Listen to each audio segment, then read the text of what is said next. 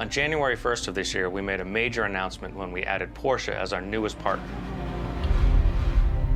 The first car we added to the sim was the Porsche 911 GT3 Cup, and at the same time we announced that we would be adding several more Porsches in the future. For the next Porsche, we wanted something special, something unique, something that hasn't been seen in a racing sim before, and something definitively Porsche. Today, that Porsche is here.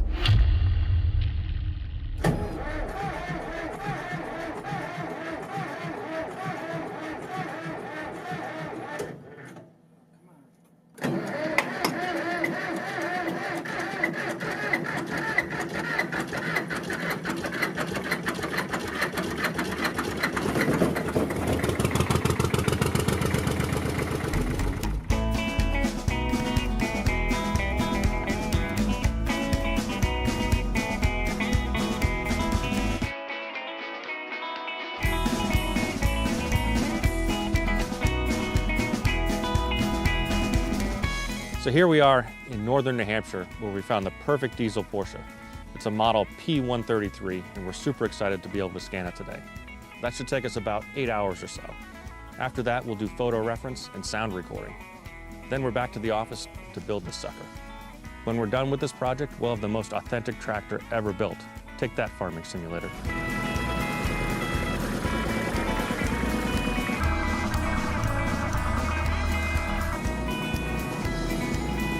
It'll take some time and a lot of company resources, but we can definitely say this Porsche will be ready to launch sometime in the future.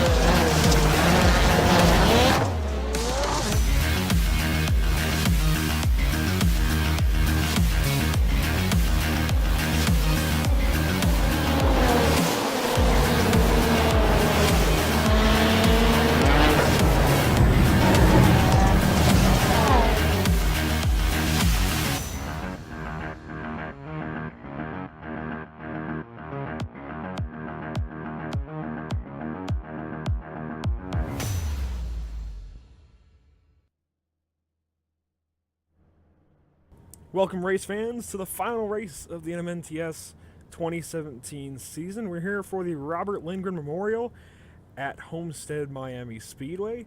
First off, just want to adjust the race name as these guys get ready for something related to that.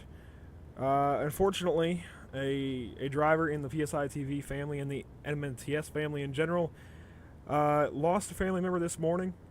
Robert Lindgren did pass away from complications with his health, and I've been running some Bob's Small Engine Repair decals on my cars personally lately, as well as on Zach Lindgren's cars, and Zach Lindgren will be his grandson. So Robert Lindgren, Zach's grandfather, did pass away, and we're getting ready actually for a 3-wide salute in honor of Robert Lindgren's passing, or well, in honor of his life rather.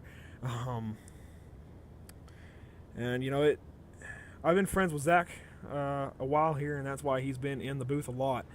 And you know, it kind of hit me like a dump truck this morning, just because, you know, being such close friends with Zach, it hit me a little bit too, just because Zach is such a great person. And if you don't know Zach, you know, he really is just kind of the bright light of the league, if anything. I mean, he's always pretty cheerful, always got a calm head, and it sucks that it had to happen to him and his family, but you know, that's why we put on these shows to honor that, the Robert Lindgren Memorial tonight here at Homestead, and this 3-wide salute we're getting ready for, and he will be leading the charge, and I believe we're getting ready for it right now, and Zach will be leading the field off onto the track for that 3-wide salute. You'll see a few special paint schemes out there tonight, particularly on Zach Lindgren's car, as well as on the number 66 of Bradley P. Wilson. And I'll tell you what, I think Zach Lindgren's is my favorite. It's based on Dale Jr.'s 2017 nationwide paint scheme. It's got the Bob Lindgren Memorial sticker on the hood, and the Bob Small Engine Repair decals on the doors. So Zach Lindgren is one of our championship competitors, guys, and I'm joined in here with Brendan and Terry, who are being quiet. I think Brendan's working on some internet issues. Terry is here, though. And, you know, we've got a championship battle as well. We've got a TN Designs Quad Crown battle going. It's a big night here in the NMNTS, and it all begins with this 3-wide salute here to honor Robert Lindgren. A very nice gesture that's done by the NMNTS. We try to stick together like a family, and you see that happening right here, Terry. Oh, definitely. I mean, all these guys are, you know, they're like brothers to each other, and you know, someone has a situation, everyone always steps up and supports each other, as you can see right now on your. And it's you know, kind of, it kind of hits you in the heart, you know, just to know that, you know, you guys are out there on the track competing with each other week in and week out, but then under certain circumstances, you know, we can all come together to help each other out. Yeah, I mean, like I said, Bob Lindgren, not even a part of my family, didn't really even know him, but just learning the news today that Zach had suffered that loss hit me pretty hard. And, you know, it's, I hate it for him, but, you know, he's going to be taking that energy and putting it to good use tonight, trying to win himself a championship. And I tell you what, if he does, it's going to be emotional for a lot of us, I think. Oh, I mean, storybook ending right there. It really would. You'll see the yellow spoiler and the yellow splitter on his car, as well as the yellow windshield banner. There was a waiver given to the chase drivers here tonight that they didn't have to carry the yellow numbers. That's why you see Zach Lindgren with the gray numbers on that number 85. And you see the yellow numbers on Spence Thompson's number 89. So we're actually going to try and dial up Zach Lindgren if he's able to come on up. Terry, I'll let you catch up with him real quick. User was moved out of your channel. I'll turn TeamSpeak off because that's going to be annoying. I'm just going to let Terry know. Just want to make sure we're all Zach, good to talk. Hi, Zach. Just Terry up in the PSI booth. Got a copy? Sir, I do. All right, bud. First of all, my condolences. Thank you. I really do appreciate that. Your car looks really good up there leading that 3-wide salute. Beautiful sight. Yeah, I gotta thank TN Designs for giving me this great car. It's a really pretty car, and I couldn't be any more proud of it. I love sporting this thing. Oh, we love having you with us. So let's talk about some racing here. All right. What's your plans on tonight? I don't really know, man. Emotions are gonna be running high. I know that much, but what we're gonna pretty much do is we're gonna run as fast as we can. We're gonna run as hard as we can. We're gonna try to get ourselves up to the front. That's pretty much what we gotta do. I see a lot of people giving you some bumps right now. Yeah, we gotta. These guys are like my brothers to me, man. This is You guys, everybody in this league, involved in this league, is like family to me, and I couldn't ask for anything more than that. I love racing against them. They're awesome. I love racing against you guys. You guys broadcasting, you guys are awesome. I couldn't ask for anything more than this. That's good to hear, man. Again, all our condolences from the PSI team, and we wish you the best of luck tonight with going against Tyler, your teammates Spence and Gordon. Yeah, we're gonna try to represent him the best we can. I know he wouldn't settle for anything less than first, so we're gonna try to bring it home for him tonight. And if we don't, then I know he hung with me the whole race tonight, and he's proud of me whatever we do. Oh, definitely. Well, Zach, thank you for taking the time to talk with us tonight. Thank you guys for broadcasting. Thank you guys for putting the show on. Don't go nowhere just yet, man. As I was mentioning at the top of the show when we brought this on, it's, it kind of hit me like a dump truck this morning, just, learning about that. And I just, again, want to wish my best wishes to you tonight and offer up my condolences and prayers. And, like I said, this couldn't have happened to a better person and a better family, in my opinion. I really am really sorry about what happened. I'm going to drive that Bob Small Engine repair truck next season with a lot of pride and a lot of respect for what went on. And I just want to mention to everyone watching, Bob was also a veteran of the U.S. Navy, so, if it wasn't already bad enough that he had to go, he was a U.S. Navy veteran, so just once more, Zach, take the energy from today and right now and turn it into the best thing you possibly can. Go out there and get a championship, and hopefully we're talking to you later, bud. Yeah, I hope so too. Like I said, I just want to thank you guys for putting this on. He battled cancer for about 9 years, so I ain't gonna give up the battle to let this go too easy. So, Tough guy, I'll tell you what. Man, they told us that he only had about 2 weeks, and the dude survived for about another month. He would not give up the fight, and I just hope that I can live up to his legacy. I'm already tearing up. Yeah, that's the best I can hope for. That's all I'm gonna do tonight is just fight and try to bring it home for him tonight. I'll tell you what, you of course have my first pick to win this thing. For more than just the sentimental pick, I think you have what it takes to get it done here tonight, and hopefully we're talking to you later on for more than just sentimental reasons at the end of the race, and just because we have to since you're a chase driver. So go out there and beat up on them and win something. Go win the race. Go win the championship as you get ready to qualify, bud. Best luck to you, and we'll make sure to catch up with you mid-race. All right, cool. Thank you guys. Thank you guys so much. Thank you, Zach.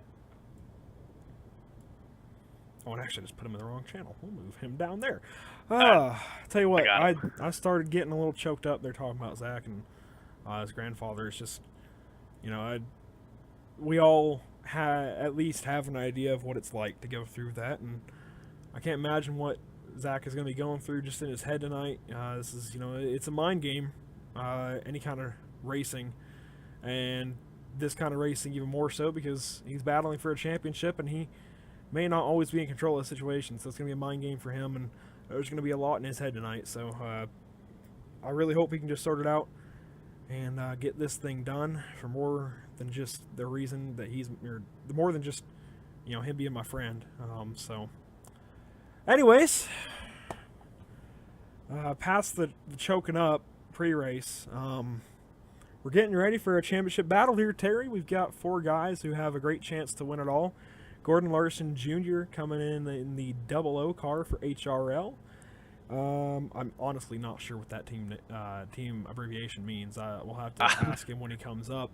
We also got Tyler Justice, who won last night's championship over in the NMNTS Monday Night Thunder Truck Series. So that was pretty cool to see Tyler do. And, honestly, very honored to be able to carry that on PSI TV, be able to announce his championship.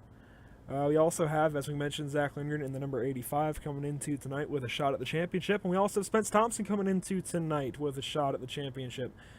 Spence Thompson fell a little bit short last night of repeating as the Truck Series champion, but he'll be looking to take over the Grand National Series here tonight. As currently, kind of like I mentioned, I expect Tyler Justice to take the pole pretty easily here tonight. He seems to have this place figured out, but it's going to be the long run and as well as the short run I'm expecting, because this is a very loose racetrack for these guys, and it'll tighten up over a few laps, but at least at the start and on restarts, it's going to be hard for these guys to hang on to the cars. And so I wouldn't be surprised to see a few cautions come out of it, come out of the race tonight, whereas last night we only had one, Terry. Yeah, last night race, it was a great race with only one caution, and again, Tyler just dominated that entire race. He definitely deserved that championship truck series yesterday afternoon. And I was talking with Spence Thompson yesterday after the race. Definitely disappointed missing out on the truck series. I know he's wanting to come out here today and take this. Well, your mic cut out just a little bit there, Terry, but as we watch the results come in from qualifying, Zach Lindgren's going to put that number 85 car in 10th position so far. Not quite 2/10 off of Tyler Justice. Probably just a little bit loose, couldn't really get the power down. Spence Thompson, I don't think has put in actually has put a time in. He is currently 7th place. 7th. So 7th place, also about 2/10 off, about 2.5 tenths, or a 10.5. Sorry, there we go, 10.5 off of pole sitter currently, Tyler Justice. And the 00, Gordon Larson, will look for him real quick. Bring up the 9th place. Yeah, he is currently in 9th place. Oh, that's actually, I went right over him again. So Gordon Larson currently in 9th position, like you said, and he's actually a little bit closer than Zach, but it's only about 100th of a second difference. So this will be interesting to see tonight. And Stephen Danford, really appreciate that. Legetta Woods, you're awesome. Wishing up your prayers to Zach's family, and Andrew Nagy, you as well. Wishing up your thank you to Robert Lindgren for his service. And it looks like Tyler Justice is going to end up taking the TN Designs pole award here tonight. He's currently up over PJ Popham in the number 13 by not quite a 1/10 of a second here at Homestead-Miami Speedway. So we're going to key him up real quick, and he'll be the first one out of the championship 4 that we talked to here, Terry.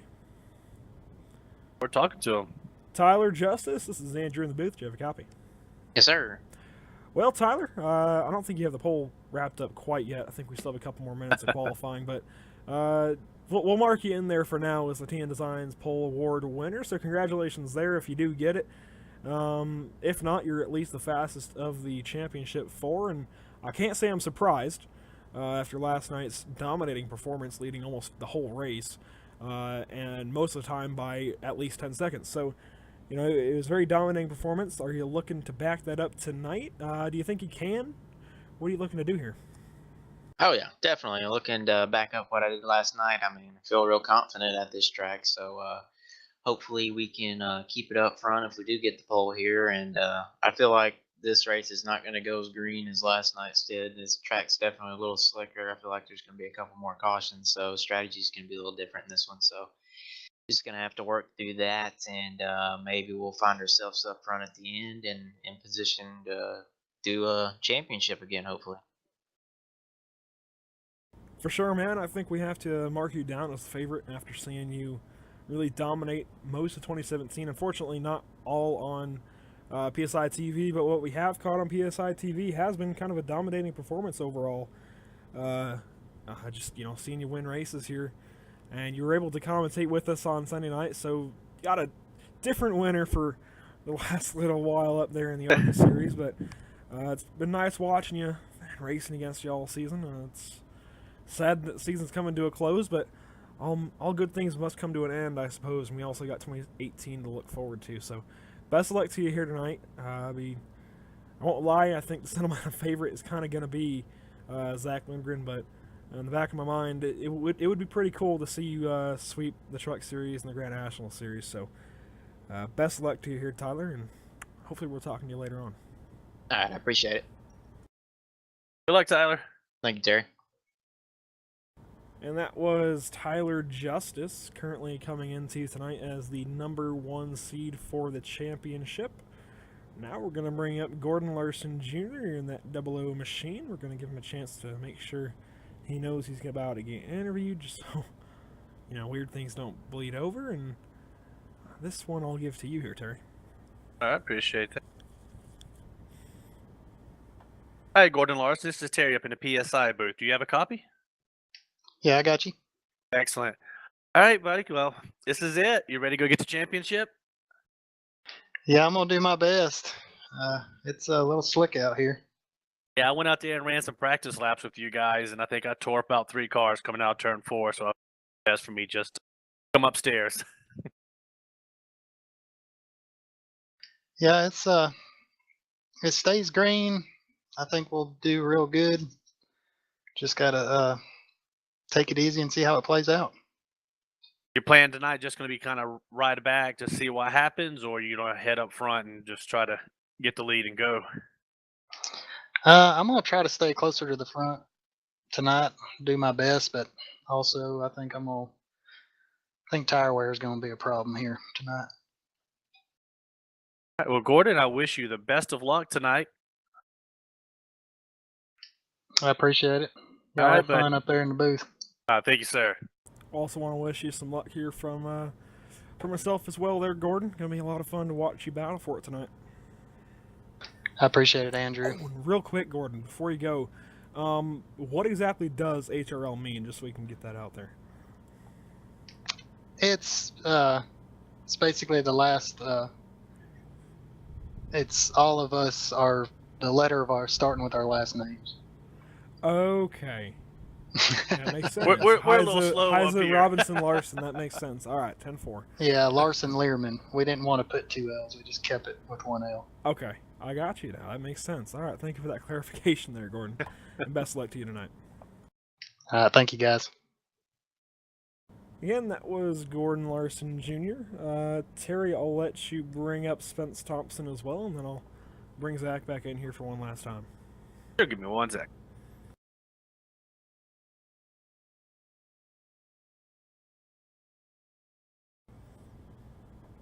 All right, so as we wait for Spence Thompson and Terry Mason to come on up.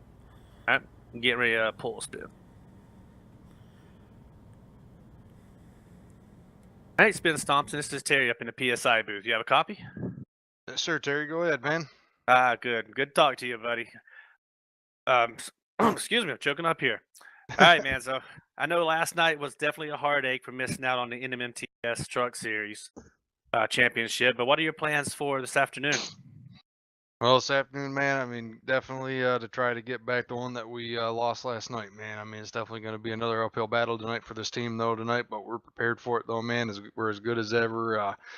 Hopefully this track will kind of, slick up, and then you can hopefully maybe see multiple grooves going around here tonight, because I think like the main deal was the other night, though. I mean, there was really not really too much of a second groove that you can go to. I mean, you could, but I mean, it just seemed like there was just one way around the racetrack, because I mean, the truck definitely had a lot of grip last night.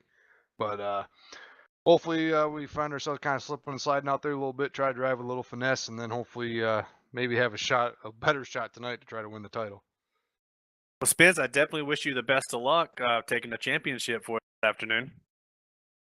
Absolutely, Terry. Appreciate it. Real quick, though, too, man, just I know it's, I mean, definitely a time full of excitement here tonight, but definitely just want to just send my condolences out to my fellow teammate and my buddy, Zach Lehman there, man. We're thinking about you, though, bud, and if I can't win this thing, I definitely would love to see him win it. I mean, I know he'd just be just flooded with emotion if he ended up winning it. So, I mean, if this 89 team definitely can't do it, it'd be just so spectacular to see Zach pull this thing off tonight, too. Oh, Yeah, definitely. That'd be echo. a storybook ending. I got to echo you right there, Spence. That's it's spot on. I think he would be totally flooded with emotion, and hopefully, at least in my opinion, he ends up getting it. He's got to be my pick. Just for more reasons than one. I really do hope he ends up taking this thing tonight. But either way, I think we're going to have a great champion no matter who ends up winning this thing. So best of luck to you, Spence, and we'll let you get back on down there with your team. Appreciate it, guys. Thank you. Good luck up there tonight. Big Spence. And again, that was Spence Thompson out of the number 89 American Revolutionary Clothing Chevrolet here tonight. And real quick, once more before the race gets going, hate to bother him necessarily, we're just going to bring him back up, get him in championship mode here for one last time. Zach Lindgren, hate to bother you again, but real quick before you guys get going, just going to bring you back up and get you in championship mode. Just, you know, what's your game plan with where you're starting? Looks like about 10th position for the start of the race, actually 11th position now. What's your plan going forward? Right now I don't really have a good feel on the car. I don't really have a good feel on the line. I tried running the same line that I did in my truck last night, and it kind of worked, but feels like I'm scrubbing the tires really quick. So what we're going to do is we're just going to fall in line for the first few laps, try to get a good feel for the line, get a good feel for the car. And as soon as we figure out what we need to do, we're just going to go balls to the walls when we figure it out, and we're going to try to go up and get that P1. But that's all we can really do. We just got to charge up front now. For sure, man. Well, been mentioning a whole bunch that you're my pick here tonight, so once more, good luck to you, and I'll let Brandon and Terry ask you any questions as they may have. Zach, you know, yeah, you're definitely the sentimental favorite, so I am definitely voting for you tonight. I know I'm not supposed to be biased, but you're my pick this afternoon, buddy. All right, well, I appreciate that, guys. I'm going to try to represent his name. I'm going to try to get you guys your pick win. But we're going to do the best we can tonight, and that's all we can really do. Oh, I know you will, buddy. We got your back. Thank you. Yeah, definitely. Yeah, good luck tonight. Hopefully you can see you at the end of the race in P1. Thank you, guys. And Zach, I'll let you move on back down there. Best of luck to you, bud. All right, cool. Thank you, guys.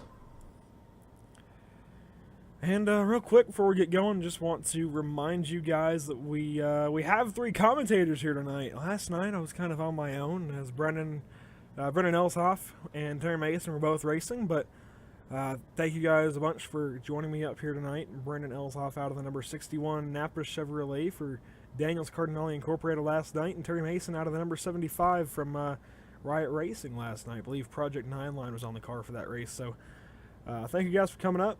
Definitely appreciate it, and looking forward to this race here tonight.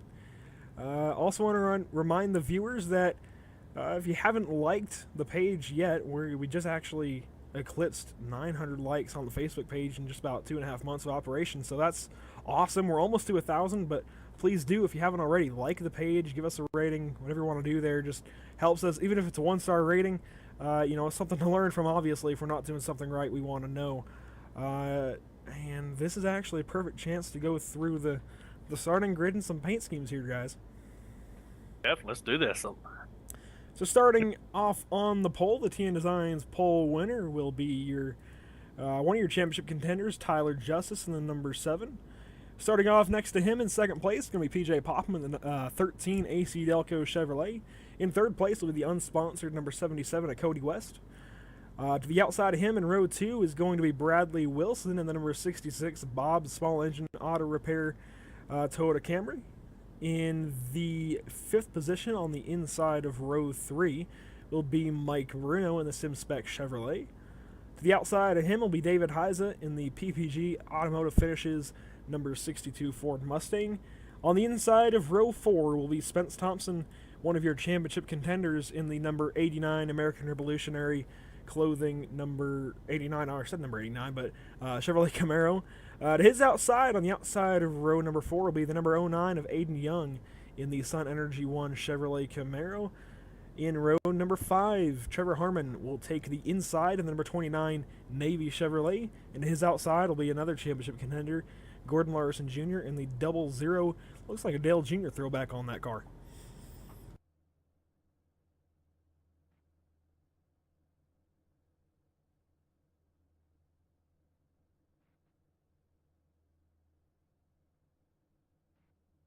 Oh, sorry, I was watching this one.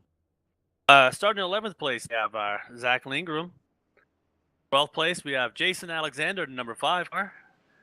13th place, we have Rick Robinson from the number 818. 14th place, Evil Knievel Michael Redding will be starting 15th. 14th. 15th will be Ryan W. Daniels in the number 15 Toyota.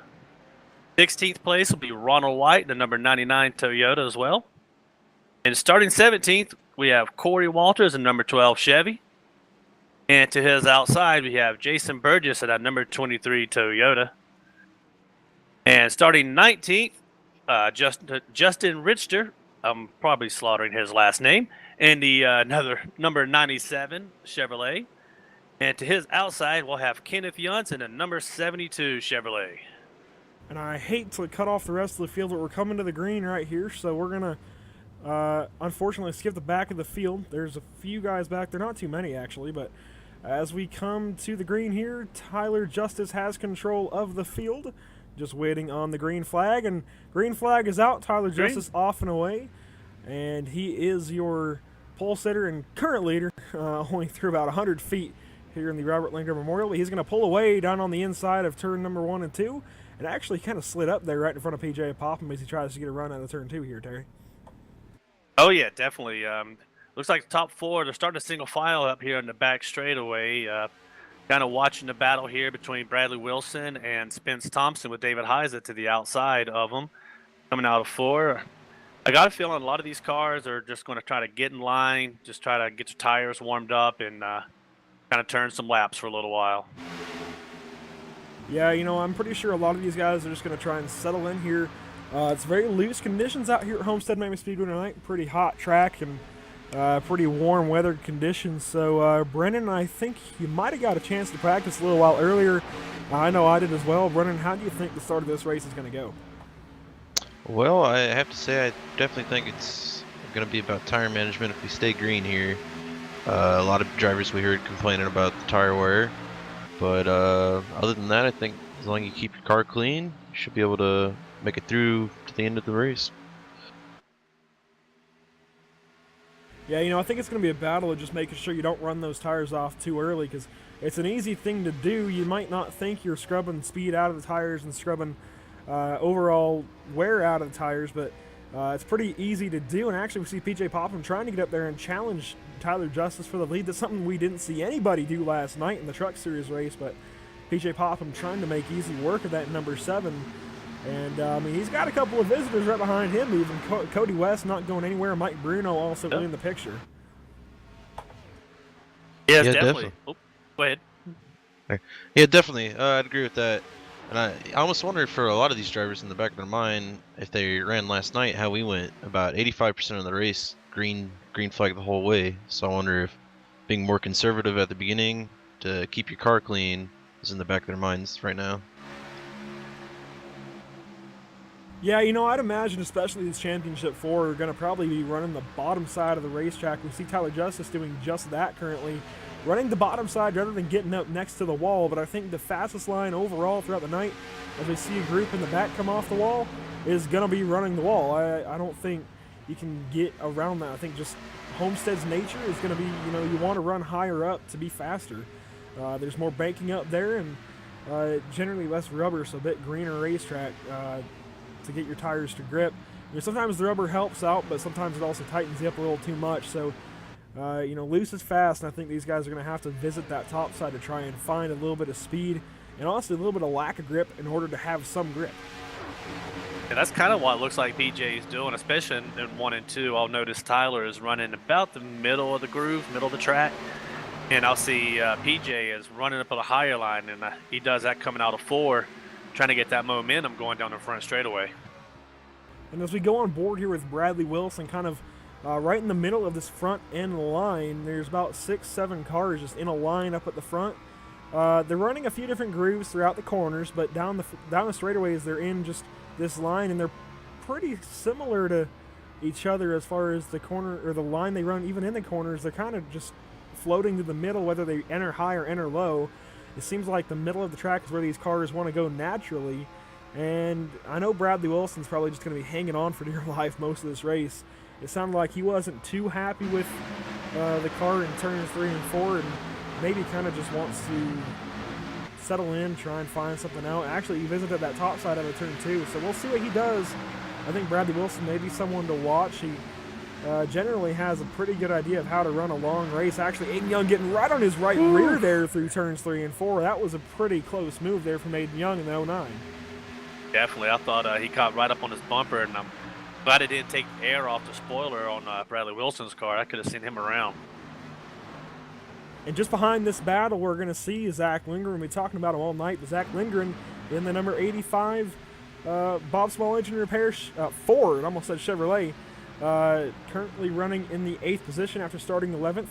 Very nice looking paint scheme. I think, honestly, Dale Jr. went pretty right with that look, and now it's been applied to Zach's paint scheme here tonight. And tell you what, it's looking fast out there. He's just ahead of actually his teammate Spence Thompson, who's having a few internet connection issues. Just running around at P9 right now. He started 7th, has fallen back 2 positions, but is trying to probably just settle in and get these internet issues sorted out, because that's not something you want to have going, especially at a racetrack where you can get some pretty tight-knit packs, and that can really affect the dynamic of the group you're in. Oh, definitely. And also just for your championship race, you definitely do not want to have any internet issues. One thing I wanted to point out was from Zach, starting 11th, has already moved up to 8th place. I think he's on a mission.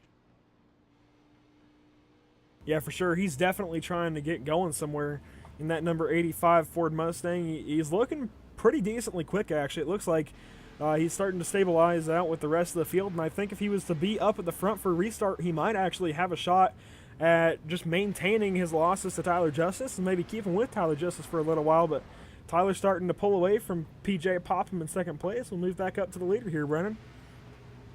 Yeah, definitely. You look at Tyler Justice here. He's not quite got the lead that he had last night, but he's starting to pull away, like you said. About this time last night, he was about half a straightaway away from everybody else, so it looks like it's definitely competitive up front still.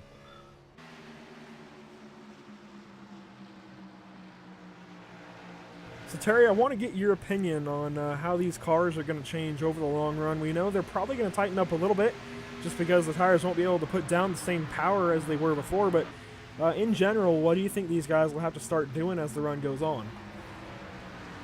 Oh, I think definitely as the run goes on, and if this race stays green, we'll have to start going into fuel management, letting off going into corners a little earlier, let the car coast before you get on the throttle, and tires get wore out, and you get on the throttle, especially if you're folks that like to just stomp on the gas pedal, it's going to send the car right around with no rear grip. So you definitely want to, that old cliche, once those tires wear out, you want to drive it like you got that eggshell under the gas throttle. Yeah, definitely. Speaking of the fuel management and stuff like that, you almost wonder for your chase champion battle right here, do you short stop necessarily and hope for later cautions? Can you be fresher on the tires, or do you just go when everybody else does? I mean, that's a good question. It all depends on your race strategy. Short pitting can save you, especially if you short pit. If a caution comes out, if you stay on the lead lap, that definitely can put you up in the lead. And on this track, getting in the front, having clean air is very important. I think that's one of the reasons I think we can see Tyler just leave everyone behind. Yeah, I gotta echo you guys so far. I think it's gonna be about tire management, making sure you drive like you have no rear grip in the back end, because that's how it's gonna be after a little while. You're not gonna have a whole lot of rear grip, and especially on the restarts too, the rear tires are gonna want to hook up, and the power to weight ratio is not gonna be in your favor. It's gonna be really easy to spin these things out on a short run here, Brennan. Yeah, definitely. As we take a look back up here towards the front, Tyler Justice about a 4-car lead now. Still right behind him though, we do have PJ Popham and Cody West tailing right behind him. So still a battle up front. So as we get through about 17 laps here so far tonight, want to go through the field. We've been covering Tyler Justice quite a bit, but moving on to 2nd place in that battle right now, PJ Popham and the AC Delco Chevrolet trying to fend off the Chevrolet of Cody West. And those two, I think, are going to be doing battle for quite a while, trying to find out who can actually get up to Tyler Justice. Those guys are running 2nd, 3rd. Back to 4th position, Mike T. Bruno, one of the SimSpec guys, and tell you what, I know he's feeling pretty confident about tonight's race. He's not in the battle for the championship, unlike last night, but I still think he's going to be pretty confident about trying to take this win away from Tyler Justice here, Terry. Oh, definitely. You know, everyone wants to end the season off with that big W, and everyone's on this track to win. You know, no one's there just to ride around. So it wouldn't surprise me later on, come closing laps, if we start seeing Bruno up there with Tyler. And moving back to the 5th position, currently Bradley Wilson trying to make up some time on Mike Bruno. Bradley Wilson running in the number 66, and that paint scheme is a tribute to Bob Lindgren, like we've been talking about a little bit tonight. And actually, if you see blue numbers or blue paint schemes throughout the field, that is also to honor Bob Lindgren. So there's more than just paint schemes out there to honor Bob.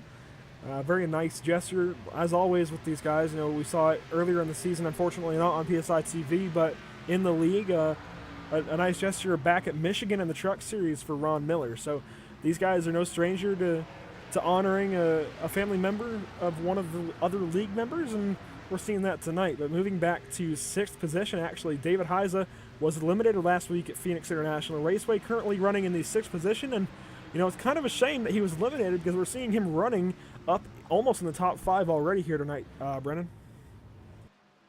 Yeah, definitely he's putting on a good show so far. And we see right behind him here we have Zach Lindgren. He's moved up to 7th now from 8th where he was. And then right behind him we have, it looks like and we Spence Thompson, and Corden Larson Jr. and I believe that's Corey Walters. I'm not 100% positive, all in the battle right there, right behind him. Yeah, so that's going to be Zach Lindgren kind of right in the middle of his pack, still running 7th place, like you mentioned, Brendan. Right behind him, like you mentioned, going to be Spence Thompson, his teammate, in the number 89. And then behind those guys is actually another championship competitor, Gordon Larson Jr., running the Dale Earnhardt Jr. 2000 throwback. Very nice paint scheme there as well. And Larson remodeling on the quarter panels of that car. But right behind them, you thought it was Corey Walters. It's actually going to be the 09 of Aiden Young, still running up in the top 10. He started in the 8th position, fell 2 positions, but he's still running up there. Looks like he maybe got the wall earlier on, and that's why you see that right front crinkled up a little bit on that Sun Energy 1 Chevrolet. So back to 11th position. Go ahead, Terry. Oh, yeah, I believe I saw him when he got out of 4, he got a little piece of the wall.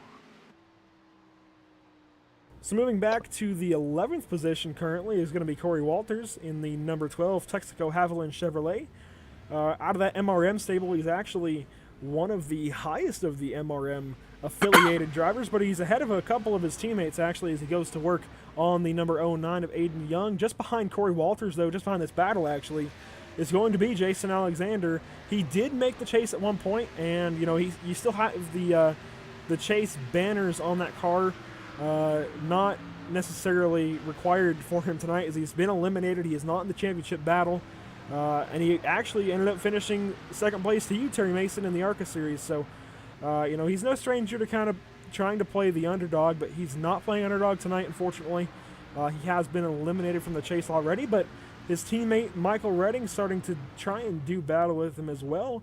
Michael Redding running in the 13th position currently as we run in the Evel Knievel Chevrolet Camaro. In 14th place, you have Craig Lerman in the VFA 77 U.S. Navy Chevrolet. 15th place, looks like we just got Trevor Harmon just took 15th place away in that the American Navy Chevrolet from Ryan W. Daniels, which I struggle on his name. I'm sure he'll let me know about that. In 16th place, we have Kenneth Yuntz. 18th place, Ronald White, and that's the first time I've seen those colors on his car. I'm used to seeing him in like a red and white car. And it looks like in 19th, we have Blake Fallone in his iRacing sponsored Chevrolet. Ford Mustang. And round off our top 20, we have Derek Robinson in the Lionel Racing Toyota.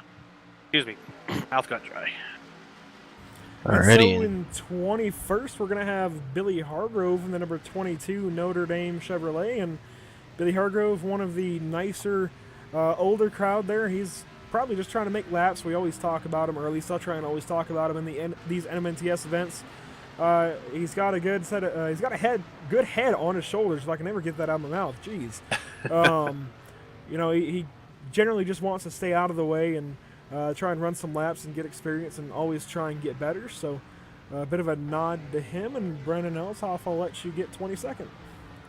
Alrighty, in 22nd we have Justin Richter running towards the back here. I don't really know too much on him, but it's good to see him turning laps around here as well, even if he's towards the rear. Yeah, it looks like he's got some right front damage. It looks like he's got into the wall a little bit. Yeah, I don't know what happened there, but Yeah, so Justin Richter is one of the Riot Racing drivers. We haven't seen him in quite a while here in the NMNTS, but he is coming back and just trying to get back into the swing of things. Currently running in the 22nd position, about 20 seconds behind leader Tyler Justice. And as we mentioned, leader Tyler Justice, actually, there's been a few position changes up at the front as we were going through the field.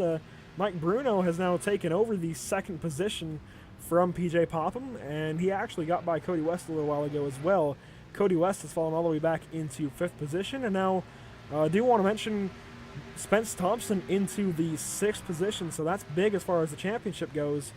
It's actually almost pushed up into the fence there, but Gordon Larson Jr., David Heiza have gotten by the number 85 of Zach Lindgren. Zach Lindgren, I think, is having some troubles on this long run, starting to slip back in that number 85 Bob Small Engine Auto Repair Ford Mustang. Yeah, and that's where we were just talking about earlier about the tire management. You know, I'm sure Zach asking himself, did he push the car too hard at the beginning of the race? Did he wear his tires out? and it looks like he's running all the way up towards the high line, seeing what he can patch together on this run. Maybe looking to get some tires here before too long. Yeah, it looks like Jason Alexander's looking to his inside to see if he can get the pass on him. And it looks like Jason will clear him coming out of the corner. They're going to battle it down the back stretch, though. Just about side by side going in the corner, but it looks like Jason's going to definitely have it here going through 4. Oh, yeah, and Zach's a smart driver, too. It's easier.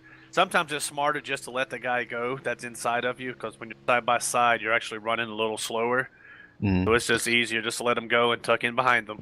Yeah, we still got a lot of race left here, so oh, definitely. No, not worth battling right now. Exactly.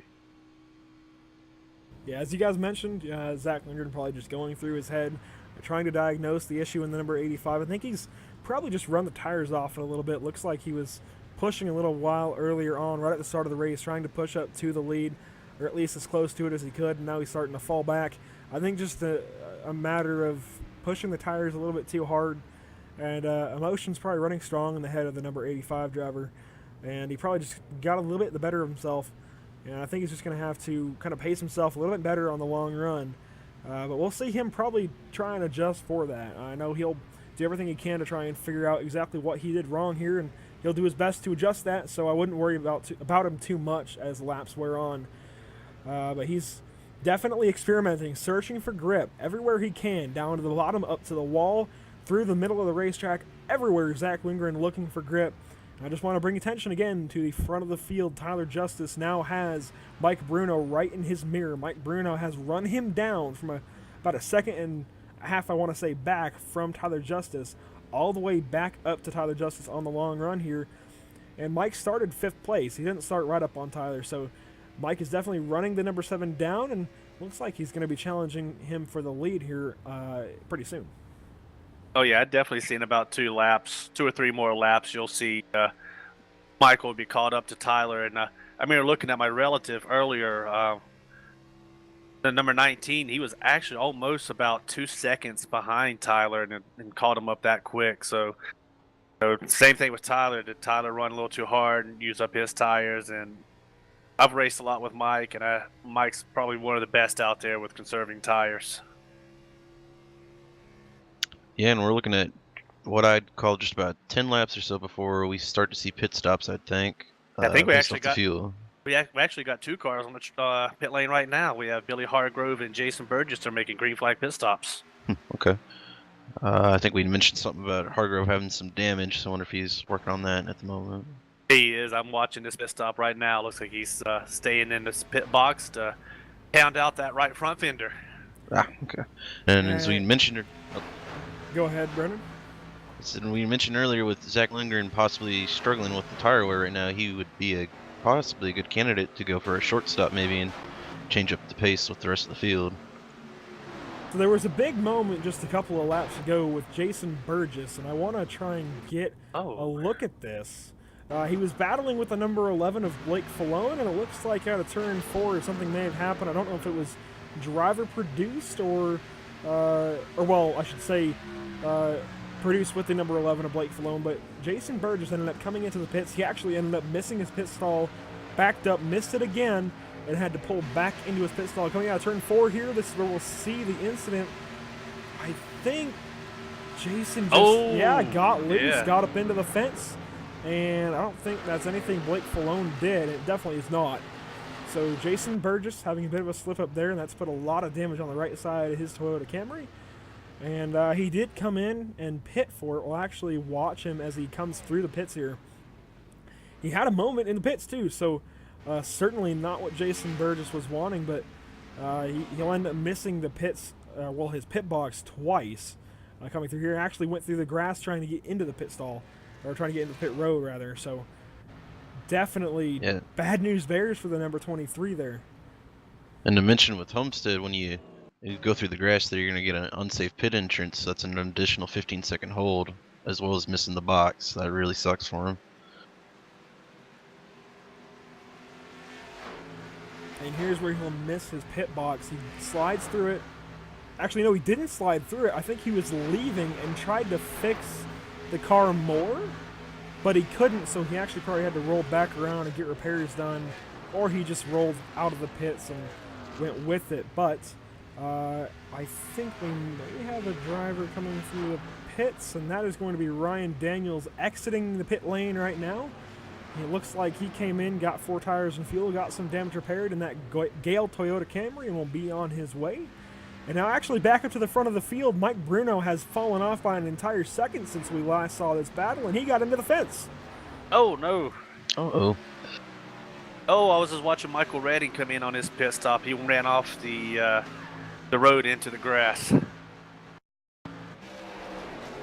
Yeah, so the access road already proving difficult for these drivers. Looks like, yep, he's going to push off just a little bit. Once you get 2 wheels off, it's hard to keep all 4 from going off because you have no grip on the right side or the left side, whichever one it may be. So he was very lucky to only get 2 tires off, but we're starting to see green flag pit stops take off, and it looks like most of the championship drivers are still out on track and running a few laps. And we see Justin Richter giving way to the number 7 of Tyler Justice right there, actually. So we'll bring the number 7 back up on our coverage here. And actually, we have a championship contender going through the pits. That's going to be Gordon Larson in the 00. Larson Remodeling Chevrolet. He's in the pits. Aiden Young as well. But Larson coming in for 4 tires and fuel a little bit earlier than everyone else. And there goes his right side up in the air. Going to change those 2 tires and go over to the left side and do some work there as well. And I just want to mention to you guys who know a little bit about iRacing, this is a fixed setup league. What that means for you guys that may not know is basically these drivers can only change the steering box and the brake bias in their cars, and and the steering offset. And so the steering box basically changes just how far the wheel turns in the game as compared to how far the driver actually turns the wheel. So a smaller steering box would actually turn the wheel more per degree, and a bigger steering box would turn the wheel less per degree. The steering offset basically just dictates how far off from the center that you would mount the wheel onto the steering column. So you could shift it a few degrees to the right if you want to be able, or if you want to hold the steering wheel to the right down the straightaways, and then you don't have to turn as far into the corners to the left. And then you can also change the brake bias, which actually just changes how much braking power from the cars going to the front or the back. And oftentimes, if these guys are tight, they'll pump a bunch of rear brake in the car to try and get it to rotate a little bit better. But as this run goes on, just want to mention Mike Bruno starting to make his way back up to Tyler Justice, but the next car behind them is going to be Bradley Wilson, almost 7 seconds back.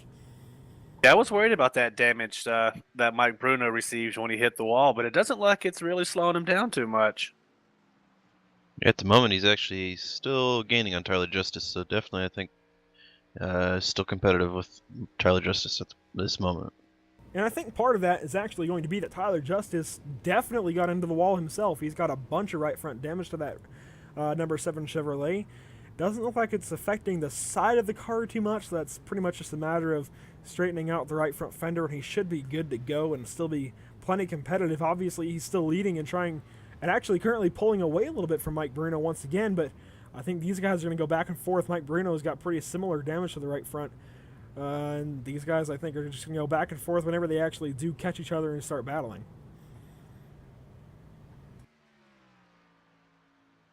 Oh, definitely. Sorry, I was sitting there watching, seeing who we had still pitting. I see Jason Burgess is still getting repairs done to his car, as Derek Robinson is now leaving. Exit on pit lane to hit the access straightaway. Looks like Jason probably received more damage than we thought, because he's actually been sitting in pit lane for probably about the last 4 laps getting repaired.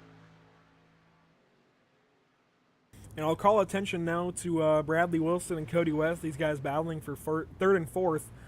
And tell you what, Bradley Wilson, the owner over here at the NMNTS Racing Series, but lately has been able to jump in the car and do battle with these drivers. And Cody West and Bradley Wilson, longtime friends and co-owners of the NMNTS Racing Series. So it's very cool to see these guys doing battle here about a third of the way into the event.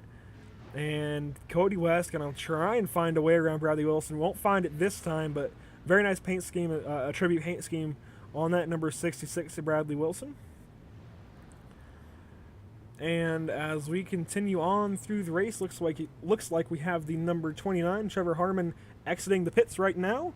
And I just caught a fly in my hand. That was weird. But anyways, Spence Thompson, another one of the championship contenders, currently up into the 5th position, and he is battling with a plethora of drivers here through turns 3 and 4 right now on lap 50 of 150. And tell you what, he's got a lot of hungry drivers knocking on his door. It looks like a few of these guys actually have already pitted, but Mike Bruno in the pit lane, he pitted and undercut Tyler Justice. So now Tyler Justice will have to start looking at his options here and decide when he wants to come into the pits. I think this would be the time that Zach Lindgren is going to want to come in as well.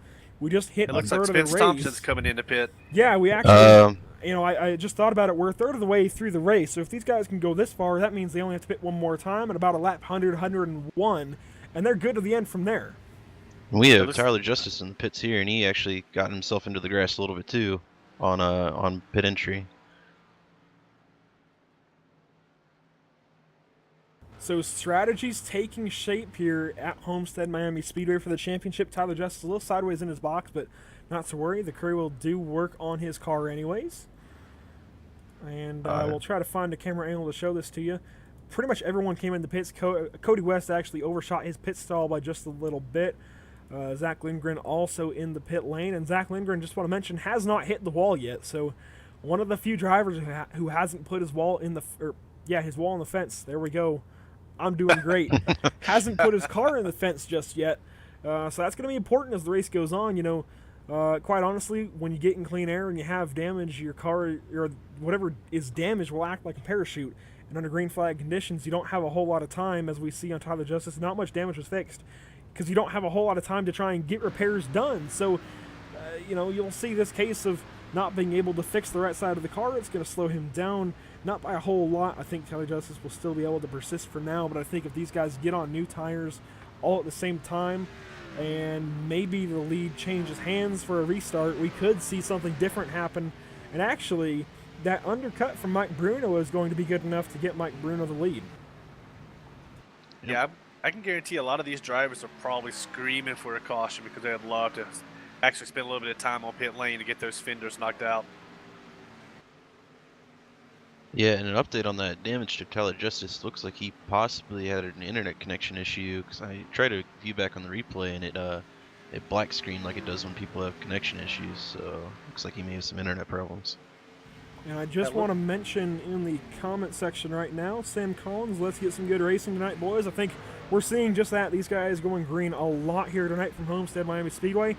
Also, Chris and Megan Lindgren in the chat. That's awesome, Zach. Rest in peace, Grandpa, dude. You know, I echo that, really. I mean, hopefully, of course, he is in the better place, and we've been mentioning it all night long. Just want to send our condolences to the Lindgren family. It's really, really heartbreaking hearing about this when it comes to one of our sim racing friends. And you know, we've been seeing the outpour of support for Zach Lindgren, one of the nice guys of the league. Never really makes anyone mad. Always has a cool head, and I think is kind of one of the brighter figures here in the NMNTS. Sarah Lindgren, you got this son all for Papa, definitely, and thanking us in the league. Sorry, I was trying to form words there for just our outpour of support. So thank you guys all for tuning in, especially the Lindgren family for supporting this broadcast. We're definitely in support of your guys' cause. And moving away from that a little bit, there's a couple of guys mentioning they got to figure out how to do this, and that's PC. Yeah, Stephen Danford, Justin Hesseltine. This is on PC. This is iRacing. It's actually kind of a web-based game in a way, but you do download content for the actual sim itself. It's very interesting to try and explain, but basically it is a PC simulator, and it is the best motorsport simulator out there. So if you're looking to get on iRacing, you can go to their website, and actually they're doing Black Friday new member deals, and I believe it's 50% off what the normal price would be. Off, yeah. So Yeah.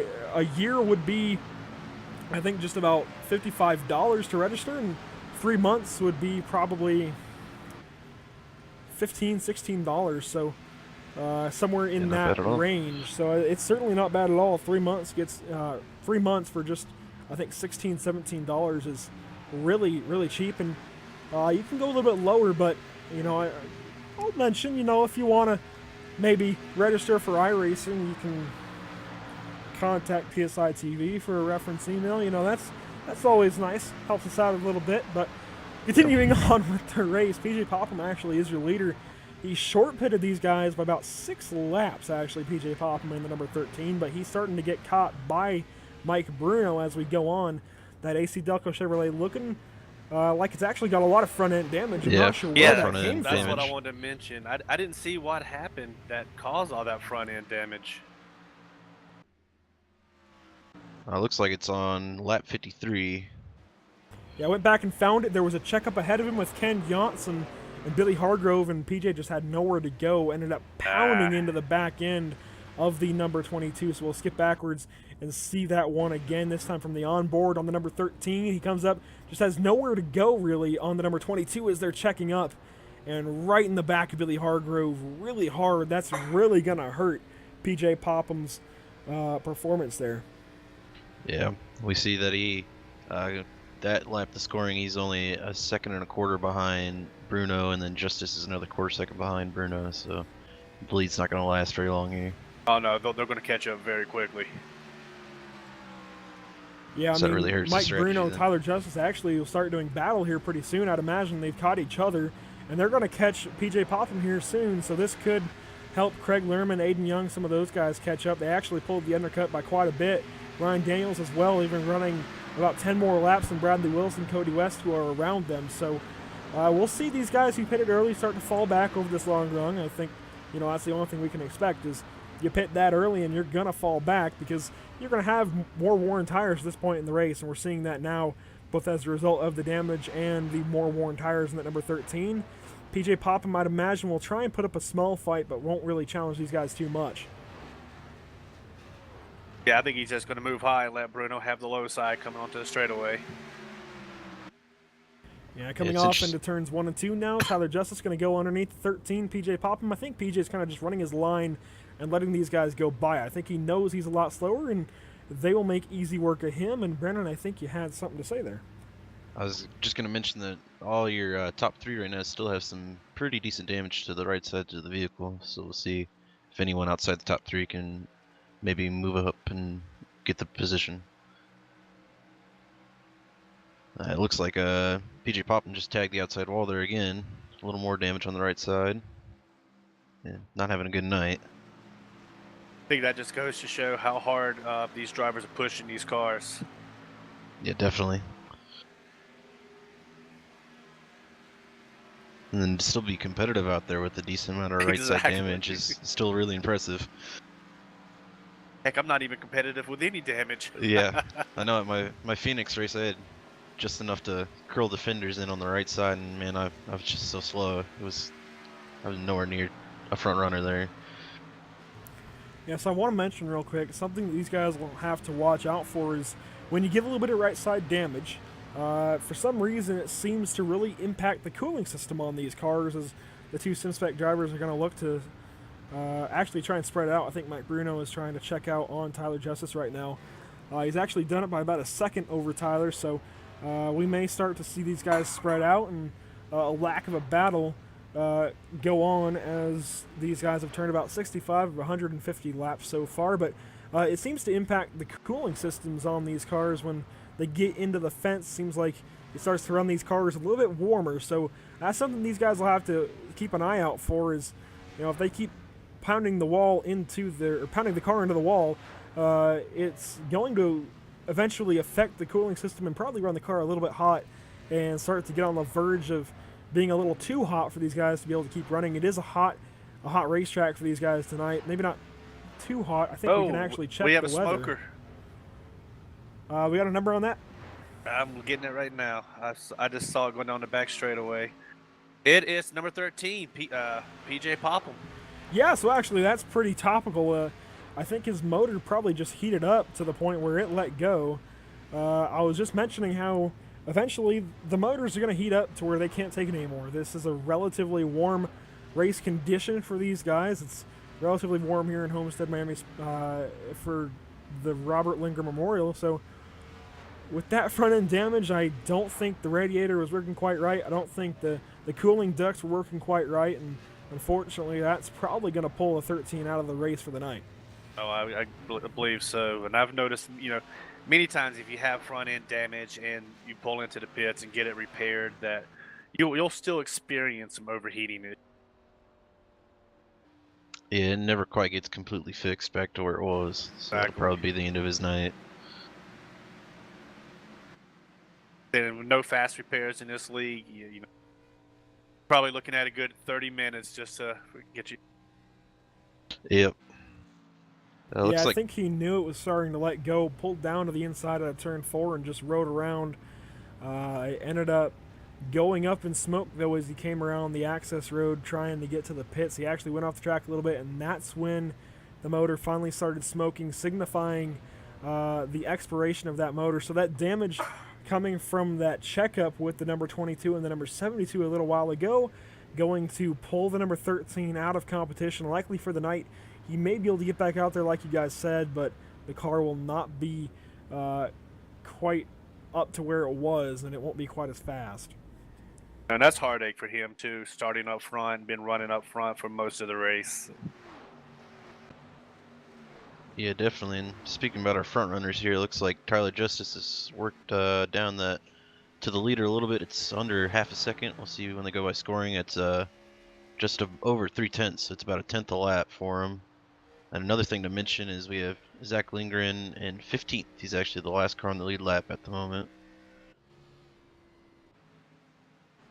Yeah, but I have to mention, I think Zach has still managed to keep that car out of the wall. I don't see any right side damage, so that's going to be valuable as the race goes on, I think, because once you get in the wall once, it's going to be a lot easier to gravitate up towards that wall and hit it again. So I think Zach Lindgren kind of doing the right thing. If he doesn't have the speed to go up there and challenge Mike Bruno, Tyler Justice, Bradley Wilson for this race win, probably a better idea to back off and just make sure he doesn't damage that race car in case we get a late race caution like we saw last night.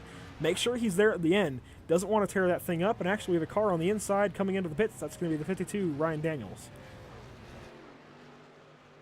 Yeah, we had saw Ryan Daniels. He was one of the first ones in the last time, so I don't think he's quite at his window. So I wonder if he has something going on with the car. Could be trying that short pitting option you were talking about earlier when the race started. Yeah. Be interesting. He kind of short-stopped his shortstop here, though, so I don't know. Oh, and it looks like he missed his box. He missed his box.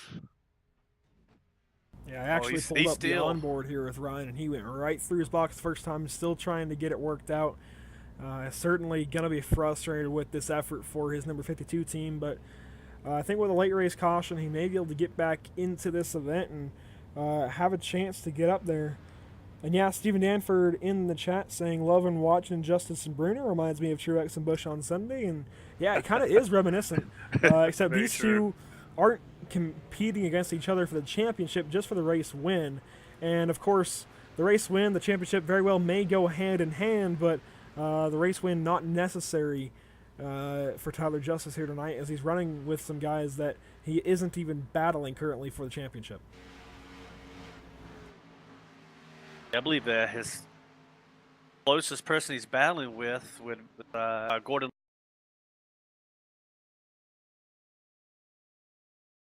Larson. And we have frozen for just a second. We're working on figuring that out. We have gotten it sorted back out. We froze for just a second, but we're back and running just fine. And I need a PC and wheel now so I can run this. Justin Hesseltine in the comments again. And yeah, man, I mean, you get a decently working PC. Actually, the hardware requirements are on the iRacing website, so you can look at iRacing.com and find those. And that way you can build your computer to spec, or you can go to simspecpc.com. I actually want to make sure I have that website just right, so I'll make sure to get a confirmation on that. And I believe it's sim-spec.tv. Yeah, I believe it .com, yeah. is. It's going to be right here. I'll put this in our scrolling ticker along the bottom here in just a second. And luckily, one of the good things with iRacing service is it's a simulation. It's not like a racing game like you would compare to Project Cars or something like that, where just a lot of graphics. The graphics aren't too demanding with this. So you don't really need a supercomputer to run it. Oh yeah, and there's a lot of people out there too. If you call iRacing the game, they'll let you know their thoughts on that. Yeah, definitely. And so as this race wages on, currently Mike Bruno, your leader, by about 3 seconds right now over Tyler Justice. Tyler Justice starting to falter in the latter stages of this event, but I don't think it's really going to hurt him in the championship too much. I think Tyler Justice pretty much has himself a championship spot from now to the end of the race, as long as he does a couple of things. Right now he has to minimize his losses to Mike Bruno. He can't get too far back. He also has to make sure he knows where the 66 is behind him, just so he doesn't get tangled up in that battle if he was to end up really losing some time if he gets into a wall hard. And just has to make sure he maintains his car. He can't damage that any more than he already has. We saw him come in with a little bit of damage a while ago and really have some right front damage that was sorted out. He got most of that fixed, but still not running quite up to par, it looks like. Not running quite as fast as Mike Bruno. He also has to take care of these tires. If something happens with some lap cars, we saw how easily PJ Popham was taken out of this, so he just has to really maintain where he is right now, and I think we can easily write him in as this year's Grand National Series champion. Yeah, so as long as he holds this position, brings the car home in one piece, looking very favorable to be the NMNTS Grand National champion. Vince Thompson's going 3 wide with Gordon Larson. Whew. Coming out of turn 4, coming on the front straightaway. Yeah, and these guys are who I was going to look at next. We've got this battle going on with Craig Lerman, David Heise, Gordon Larson Jr. Those 3 are HRL drivers. They're all working together to try and get Gordon Larson this championship, I would imagine. But they need him to go up there and find a way to beat Tyler Justice. And currently these guys are going to be 16 seconds behind Tyler. Actually, a couple of them pitting. Gordon Larson Jr. going to be coming into the pit lane along with, I think, Craig Lerman. They'll actually be splitting off from this battle and coming to the pit lane now. It's a little bit early, I would say. They've been out there for 7 laps longer than the rest of the leaders. So this is a very interesting move from these 2 to come in now, rather than waiting a little bit longer and cutting this race in thirds, but I think that's exactly what we'll see the leaders do, is cut this race into thirds, put at 50, 100, and then not again at all. But Gordon Larson Jr. in the pit stall for 4 tires and a full tank of fuel. And should we get that late race caution like you talked about, this shorter stop will actually help them, because they can get their lap back, and then they can be just as competitive with the up front drivers, I'd say, then.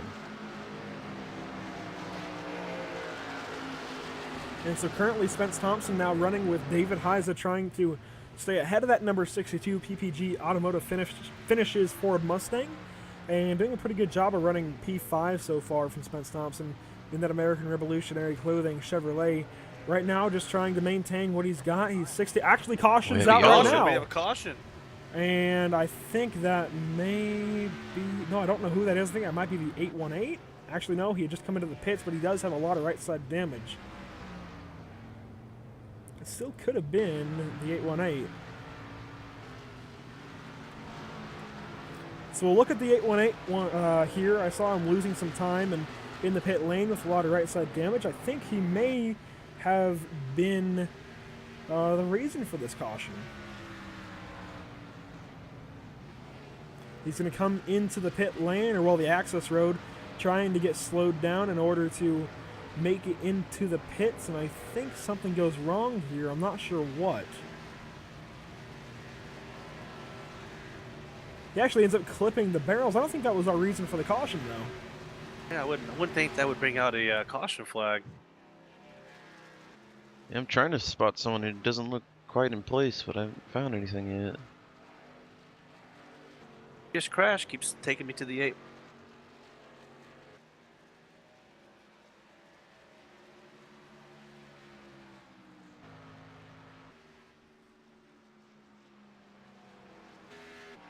Oh, it was the 97 car on the back straightaway. So we'll go back, take a look at this finally, and then we're going to see if we can get some interviews underway. So Justin Richter coming through turns 1 and 2 here. This is a replay. We're trying to find the source of the yellow here, and I think we may have found it. Gets loose out of turn 2, trying to save that car, ends up pounding the wall down the back straightaway, and a lot of heavy damage to that number 97 right there. So Justin Richter with a tough break gets into the fence. He was already running quite behind the pace and is now going to end up with a lot more right side damage on that number 97. Oh yeah, and it looks like he just maybe got on the throttle a little earlier and was just trying to save the car on the back straightaway, overcorrected, and just turned it into the outside wall. Oh yeah, if you look at the in-car view, he was all over the place with the wheel. He was fishtailing super hard. Just was not in control of that car anymore there. So under this caution, we're going to have everyone through 11th position of Zach Lindgren coming in, getting tires and a full tank of fuel, and there's going to be some wave rounds as well, I'd imagine, from Ken Yance, Ronald White, Blake Falone, and that bunch. And actually, they're coming into the pits right now. I think they ran far enough that they're going to want to get tires over the wave round. Yeah, and this is going to hurt probably Gordon Larson and his crew there, where they just got tires, and now everyone else is going to come in and get them, and they probably want to lap down on that.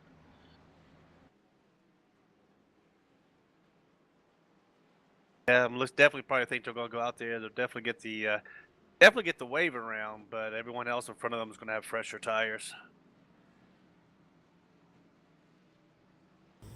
So there was a guy in the comments kind of just wanting to stir something in the chat. Don't mind him. He's been taken care of. But as we continue on here with the Robert Lindgren Memorial, we're going to bring in Zach Lindgren to the booth, and we'll interview him mid-race. Zach Lindgren, this is Andrew in the booth. Do you have a copy? Yes, sir. I got you guys. Go ahead. Well, bud, we saw you with a very strong start to the race, actually, in that first run.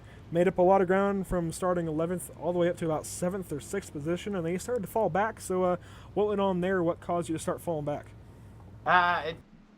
The front tires weren't really gripping like I wanted to getting into the corner, and the front end was just pushing hard, and I had to really wall up the car to get it to turn, and it just really started to affect me in the long run.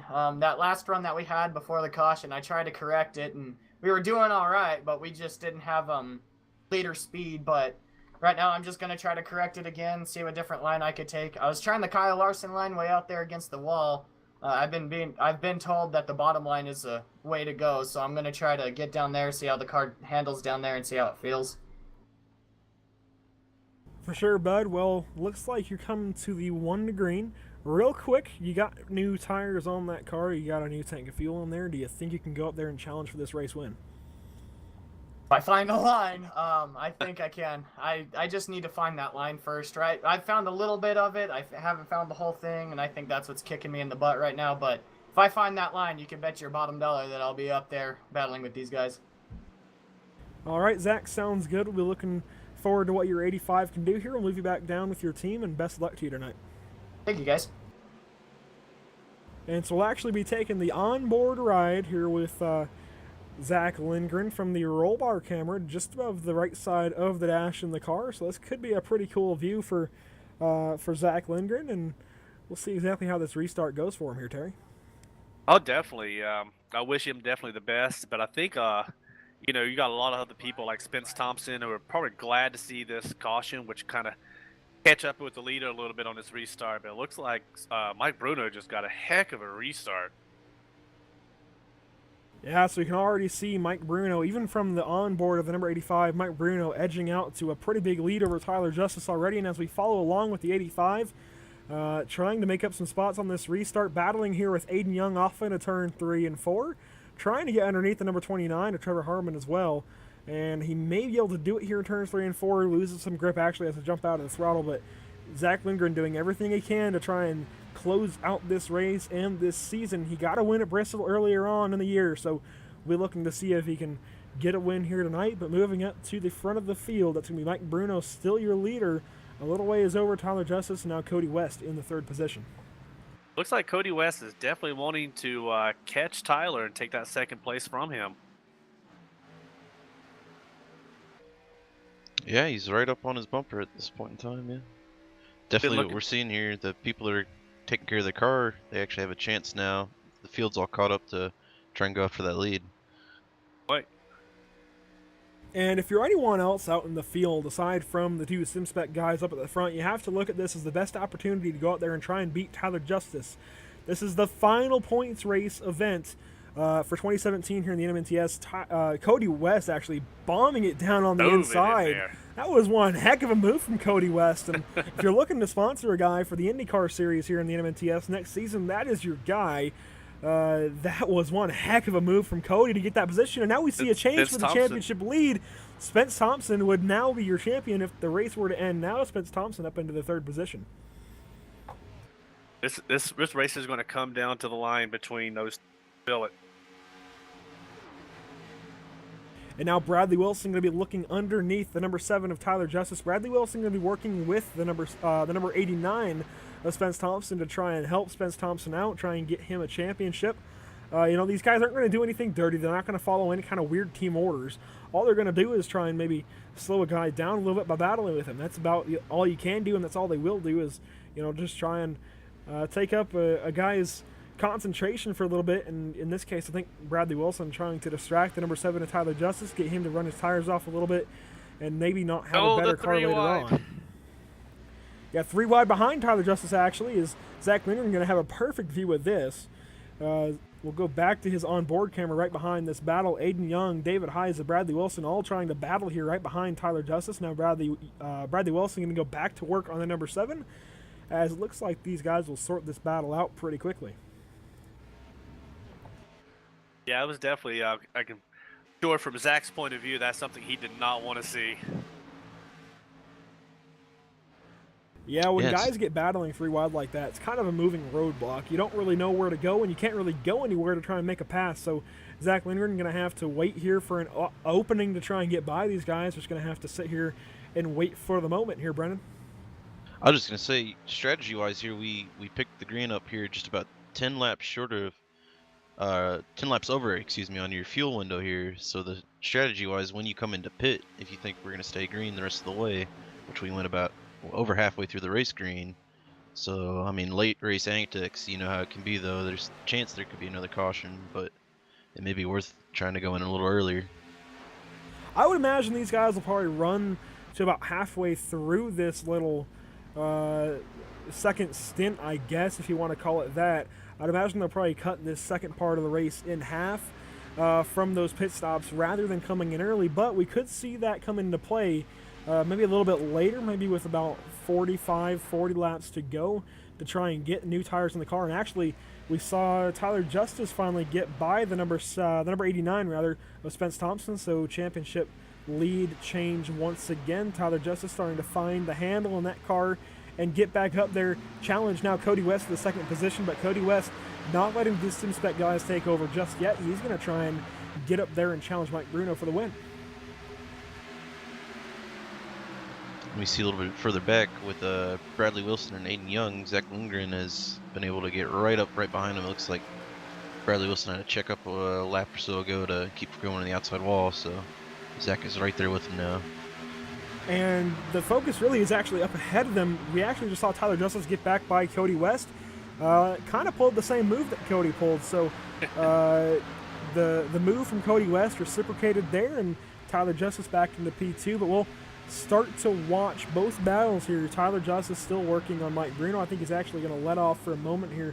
But moving back to Bradley Wilson's battle like you were talking about there, Brennan. Bradley Wilson currently racing around the number 62 of David Heise, just in front of the 09 of Aiden Young and the 85 of Zach Lindgren. So these guys are going to have to start trying to force their way up to the front if you're Zach Lindgren. I don't know if he can manage to do it. I mean, he's obviously going to have to start trying, and right now it looks like just a moving roadblock ahead of him. Spence Thompson, if anything, in the optimal position if you're going to want to challenge for this championship win. Yeah, and it's just so hard to pass around here. So like you're talking about roadblocks, it's just you guys start to lose a lot of lap time when you have people in front of you like that, because you just can't go anywhere. There's no real third line here. Yeah, I mean, pretty much when you get side by side, you can race side by side for a few laps. We're seeing that happen all throughout the field, but it's very hard to race three wide and actually manage to stay that way, and you know, without wrecking. There's just not a whole lot of room to do it, because coming out of the corners, you guys get so narrow trying to get up out of the corner without hitting the wall. We see Cody West starting to fall back. That's going to hurt Spence Thompson's chances, but Spence Thompson not getting down on himself just yet, and even Zach Lindgren's still well within this battle. He's a little further back, but these guys are really all staying together, and I think they all could have a reasonable chance at the win here as laps wind down. If something big happens up in the front, actually Tyler Justice going for the lead down on the inside of Mike Bruno will take the position. I think Mike is going to cut him some slack, get him back into the lead, and put Tyler Justice back into position number one. But Mike Bruno starting to come back on Tyler, trying the crossover. It looks like he's going to get there down the front straightaway here, Terry. Yeah, it looks like it. Mike's diving in on the inside, going into turn one, side by side. But can Mike make it stick, or Tyler get the momentum outside? It looks like they're still side by side going down the back straightaway. And this is what you're going to want if you're further down in the pack, because your racing's going to slow them down. So this is where you're going to have a good chance of catching up to them. Yeah, that's what Spence Thompson wants to see. He wants to see those two guys side by side, slowing each other down, so Spence can run up here and be a part of that battle. As you guys mentioned that, something rather topical is I saw the backfire out of the number 7 going off into turn 3 rather early. So that means Tyler Justice got out of the gas pretty early, at least relatively. As we go 3 wide here out of turn 2, Bradley Wilson will back out on the bottom, but a very smart move there. But Tyler Justice, in order to go in on the top side and not continue to battle with Mike Bruno, he backed out pretty early. But Spence Thompson with the move in turns 3 and 4 going to take second place away from Tyler Justice. Bradley Wilson looking to follow. Yeah, Justice is losing a lot of time here. I don't know if he screwed that corner up or what, but or that part of letting off early, like Andrew was just mentioning, letting off a little early, letting the car coast, that will save some tires. I mean, yeah, it could be maybe excuse me, Tyler's not looking to pit again. He might stay out for the remainder of the race. Can you stretch it another 10 laps? Is the question. That's going to be hard. But like I said, letting off a little early, letting it coast, that can start saving a little fuel. Well, I wouldn't expect to see him try that. I think, like I said, these guys are probably going to split this about 60-lap run into probably a couple of 30-lap stints. Actually, looking more like 70 laps, so maybe 35-lap stints. That's the best idea as far as keeping your tires in good condition. That means you'll have 35 lap old tires to deal with at both ends of those runs. So when you come into pit, basically you're going to know how your car is going to handle at the end of the race then.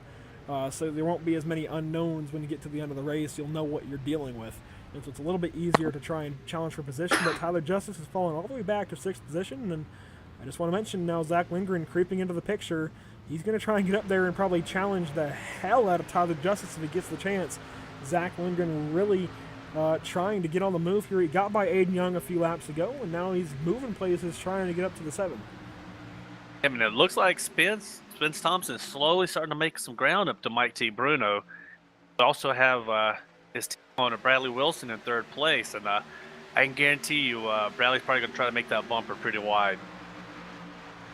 Yeah, I'm sure Bradley Wilson's going to try and help Spence out a little bit, try and relay information to him if he can to try and help Spence out. And actually, Spence trying to work that top side, that Kyle Larson line almost, to try and get a run on Mike, and it's going to work down the back straightaway, actually, I think. He's right up to his bumper. He's looking to the inside, going Making down the back move, straightaway. Spence Thompson for the lead here off into turns 3 and 4. He's going to clear Mike Bruno just barely.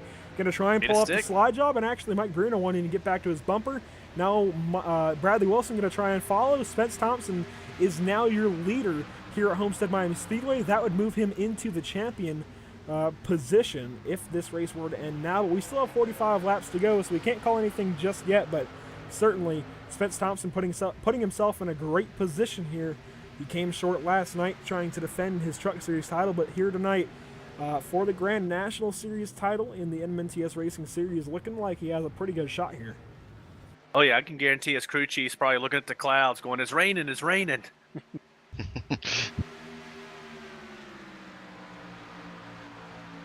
And so a little further back, Zach Lindgren has made the pass on Tyler Justice. Tyler Justice really falling back, and I'm not sure why he's actually falling back behind the number 5 as well. So that's something to keep in mind. Tyler Justice falling like a rock right now. I think he may have just pushed the tires a little too hard. Is now starting to fall back, and you know that's kind of what happened to Zach Lindgren earlier on in the race. So maybe a little bit of a reversal as far as momentum for these championship drivers. Oh, yeah, and one thing I want to do before I forget, I want to give a huge shout out to David Heiza. Currently up here running in 4th place or 3rd place, excuse me. You know, he had a hard time at Phoenix last week, so it's good to see him up here. And another driver I want to turn some eyes to is going to be Gordon Larson Jr., our 4th championship competitor. He comes into this race, I think, as the number 4 seed, running a Dale Jr. 2000 throwback, and is currently running in the 13th position, quite a ways behind the championship battle, or at least the heat of it. But if something happens up there, if a big wreck was to happen and take out some of these guys, that brings Gordon Larson Jr. right back into the debate. So, you know, don't count him out just yet. Looks like he's falling behind, maybe doesn't have the speed of the other 3 ahead of him, but he's still keeping himself on the lead lap, and that's what he needs to do. Even if he doesn't have the speed to challenge for the race win, he can hope on something happening, and I wouldn't be surprised if something bad happens up in the front at some point in these next 42 laps. Oh yeah, nothing's ever over until that checkered flag flies. Looks like now Zach Lindgren is actually battling Bruno right now for P5, so he's definitely making moves up front. Yeah, so we're seeing the momentum shift from the SimSpec drivers of MR Motorsports to the WFO drivers of Spence Thompson and Zach Lindgren. Mike Bruno falling into the 6th position. Tyler Justice has fallen all the way back to looks like 7th. So he's still actually hasn't fallen too far back, but as far as intervals, he's fallen quite a lot farther than Mike Bruno. Actually, he just lost the 7th position to Jason Alexander, and looks like Corey Walters, Ken Yance could be the next to follow. Yeah, that's wonder if, you know, that's when you got to start questioning that front end damage really slowing me up that much. Yeah, and this is what I was talking about. Spence Thompson, Zach Lindgren, they've kept their cars off the wall all race. Whereas Tyler Justice, Mike Bruno, they've put their cars in the fence, and if they keep doing that, it's going to slow them down more. And even with the existing damage, it's going to hurt them just a little bit, just enough to keep the rest of the field right on their bumpers. You know, we were seeing over that long run, Bradley Wilson wasn't really going anywhere. And now that these guys can actually challenge for position, they are able to slow Tyler Justice and Mike Bruno down and put them towards the back of this lead pack here, as Tyler Justice has fallen all the way back to, it looks like, 8th place so far, battling pretty aggressively right now with Corey Walters, but I think Corey Walters being affiliated with that MRM driver of Tyler Justice will give him a couple of breaks here. as laps wind down. Less than 40 to go now here at Homestead-Miami. Ryan W. Daniels just made his pit stop. He's pulling out on the pit road, off onto the access lane. Again, he had an issue where he looks like he slid through his pit box. And so That's as gonna be he the second time merges tonight back, for him. as he merges Exactly. back into the field, it looks like he's going to be pretty much out of harm's way as far as impacting the leaders, I believe. Well, just Gordon Larson. now. And Gordon Larson coming into the pits. That's going to be a short pit there, so that could help him get by maybe the number 7 of Tyler Justice for a little while. That's something to keep your eyes on here as the laps wind down here. Only 38 to go, and now we got to look for Spence Thompson, Tyler Justice, and Zach Lindgren to make their move. Yeah, I mean, that could be a good call for the 00 to go ahead and pit, get some new tires, and make up a lot of track position. And I just want to mention Bradley Wilson, David Heiser right on the bumper pretty much of Spence Thompson going through turns 1 and 2 there. They have not gone away. They're still trying to challenge them each other for second position, and they're soon going to try and challenge, I think, Spence Thompson for the first position. But yeah, I'm just curious. I don't think Bradley is actually want to try to get up in front of Spence. I think he's probably content sitting there riding behind. Well, but you have to keep in mind, David Heiser is not going to have the same agenda on his mind. No. He wants to go up there and lead this race, and if he can, try and get a win. So he's going to try and get around Bradley Wilson in the number 66. We see the dive bomb here into turns 3 and 4. He's actually going to slow down a little bit in front of Cody West. Can he but make it stick? coming out of the corner, he made it stick. He's on the inside, He- and he may have a shot at the lead here. That was a great move. And if you guys pay attention, who's right behind this lead pack right here is Zach Lindgren in clean open air as they race each other. So he's going to be able to make up a good chunk of time here, it looks like. Because these guys are all side by side. And Cody West right behind this battle, looking for a way to maybe impact the 62. Cody West in the WFO family with Spence Thompson, Bradley Wilson, but actually Bradley looking for the lead here out of turns 3 and 4. I was not expecting that.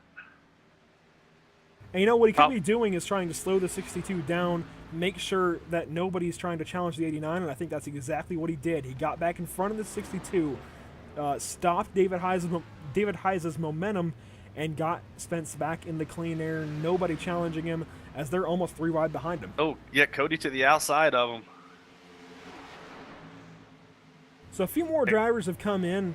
Recently, we saw Craig Lerman and Craig Lerman and Aiden Young come in most recently, as well as Derek Robinson, Blake Falone, and as we documented, Gordon Larson Jr. has visited the pit lane for the final time tonight, and that's now going to lead to, I think, the championship drivers' hand getting forced here within a matter of laps. I think they're going to have to consider coming into the pit lane and getting their final tires of the night. That's what I keep watching. Watching the number 7 just to see.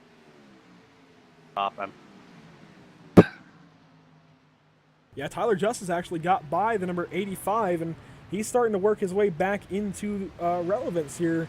He got his way back ahead of Zach Lindgren, so now he's second in the championship hunt, and he's going to be chasing down Spence Thompson to try and get back into the lead for the championship and the race. Mike Bruno still falling back. Michael Redding in the pit lane.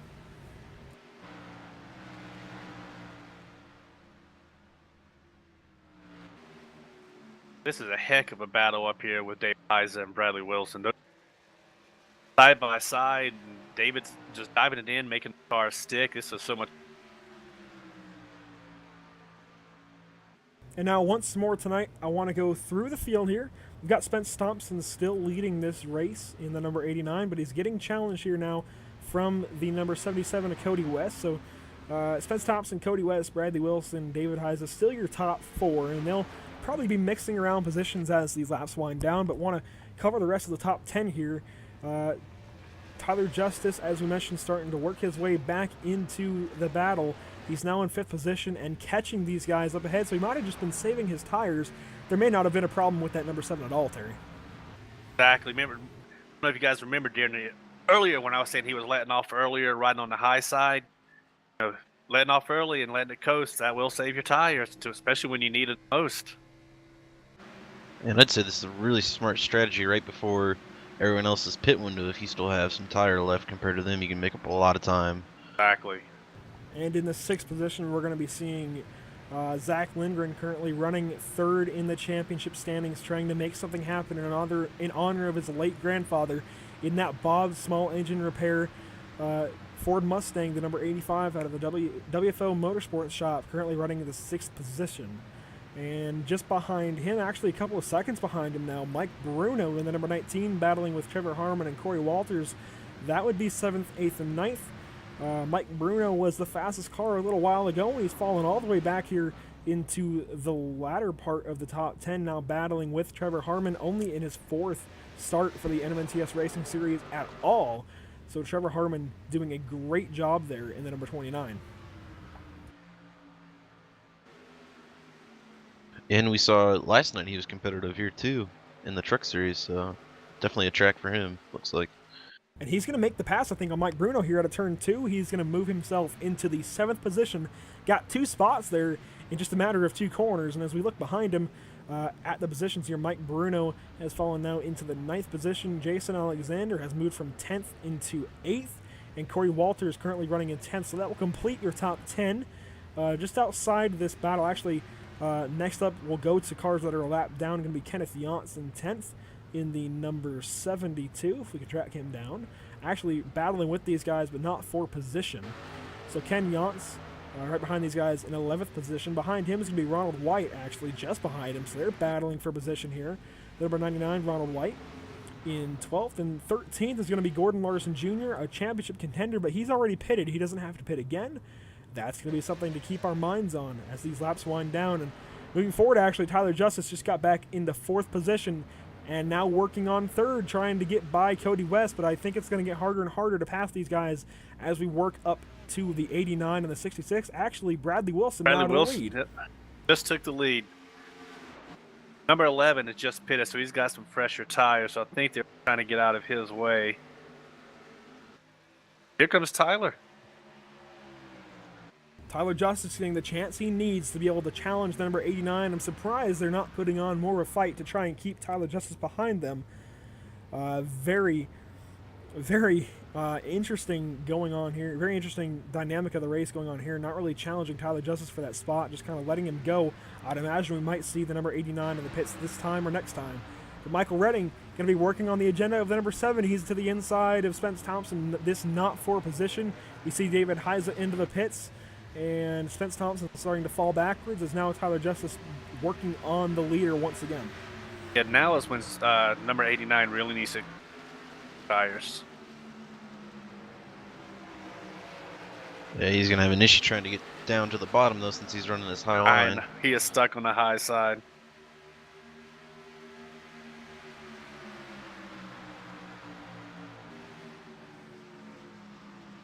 And now real quick, we're going to bring in a driver. Amidst this championship battle, we're going to bring in a driver to interview him. That's going to be Ryan Daniels. So, Ryan Daniels, this is Andrew at the booth. Do you have a copy? Ryan Daniels, one more time. This is Andrew in the booth. Do you have a copy? Yes, sir. I had the audio from the stream playing in the background, and I didn't hear you the first time. My apologies. Well, Ryan, nice to get to talk to you. We haven't talked to you at all this weekend, but we saw you have some trouble earlier on. Can you tell us what that was about? Yeah, the car was just running a little bit rough tonight.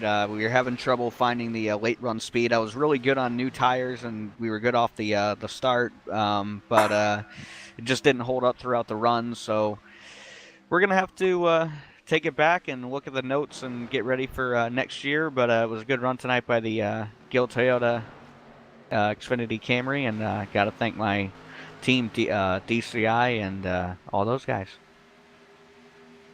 For sure. Well, I'll be looking forward to catching up with you more in 2018. Hopefully you run some races that will hopefully be broadcasting a little bit. I know I'll be racing in the truck series personally alongside you, Brennan, and Terry, and everyone else out on this track right now. So that'll be a lot of fun next year. But is there anyone you want to thank here tonight? Yeah, I want to thank Bradley Wilson and all the guys who work hard over here at Monday Night Thunder NMNTS series, and want to congratulate Tyler Justice on his championship last night, and congrats to whoever the champion ends up being here tonight with only a few laps left to go. And thank you guys for broadcasting, and Thank you to my good friend Mary Jane, who's watching me and pulling for me tonight. All right, well, sounds good, man. I'll let you go and get back with your team, Ryan, and best of luck in 2018. All right, man. Thank you. Hashtag 420. And I'd say Ryan Daniels will be a good ambassador for legalization of marijuana in the future. We'll just put that out there now. We won't get into the politics of it, but I think he would be a good ambassador for it. So that's where we'll leave that conversation, as he wasn't exactly subtle. He tried to be, but he wasn't exactly subtle about those hints there. And now we've got 20 laps to go. Tyler Justice still leading the way. Bradley Wilson now has fallen to about a second behind him in the number 66, but he's trying to, it looks like, actually charge the corners a little bit harder than Tyler might be. And Cody West just behind him. Spence Thompson bringing up the rear of the top four. And I'm very surprised these guys haven't pitted yet, but they very well could be just waiting on a caution. But they have to be weary of what that number 00 is doing, Gordon Larson. They have to worry about what he's going to be doing as the laps wind down. As actually here he's coming by. He's actually coming by the number 77 of Cody West as we speak. Yeah, with Gordon Larson on those fresh tires, he is he's definitely going to be he just blew right by Bradley Wilson. He's going to be much faster than everybody else. And, you know, if Tyler and Spence and they start making the green flag pit stops, Gordon may be able to make up enough time. Yeah, and Corey Walters, I think, will start forcing the hand of the leaders. He is in the pit lane, and he is getting 4 tires and a full tank of Sunoco fuel on that number 12 Texaco Haviland Chevrolet. And I think this is when we'll start to see the leaders make their way into the pits. Gordon Larson Jr. going to be able to blow by his stepson of Tyler Justice relatively easily here in that Dale Jr. tribute paint scheme there on the 00. And Larson remodeling on the hood and the doors. Right by Tyler on the back straightaway. Yeah, went right by his stepson there, Tyler Justice. And now he's going to be trying to set sail, and he's now back on the lead lap. He just got his lap back the hard way, Bill Elliott style. So now he'll look to try and get a huge advantage whenever these guys do come into pit. We know they have to pit at least once. Once. So it'll be interesting to see exactly what goes on, because these guys are just losing more and more time to Gordon Larson Jr., and I wouldn't be surprised if he's battling with them when they come out. And it's going to be hard for Gordon Larson to hold them off, but at the same time, it's going to be hard for them to work around somebody who's going that much slower, because he will be going slower than them at that point. Right, because they'll definitely have the fresher tires. But Gordon had to do what he needed to do, as far as pit strategy to give himself a chance to win. If you're doing the same thing that everyone else is doing and you're not making any ground, you got to do something different. And made a good call doing what he did. Yeah, I mean, I love the move from Gordon Larson Jr. there, Brennan. I think that's really going to be able to give him a chance here as laps wind down. What do you think? Yeah, definitely. And the way he just went through your lead pack right there, and he just gave you a good example of how much quicker he actually is. So I don't know quite what the strategy is here. Like you mentioned, maybe they're just looking for the caution, but if you're losing that much time to him, I think he should have been in the pits a couple laps ago, personally. I agree. And as we watch the laps wind down, 14 laps to go, we're going to give you a couple laps to see in the sights of the NMNTS Racing Series and hearing the sounds. And we're going to go with the crank it up mode for just a couple of laps as we wait for pit stops here from the leaders.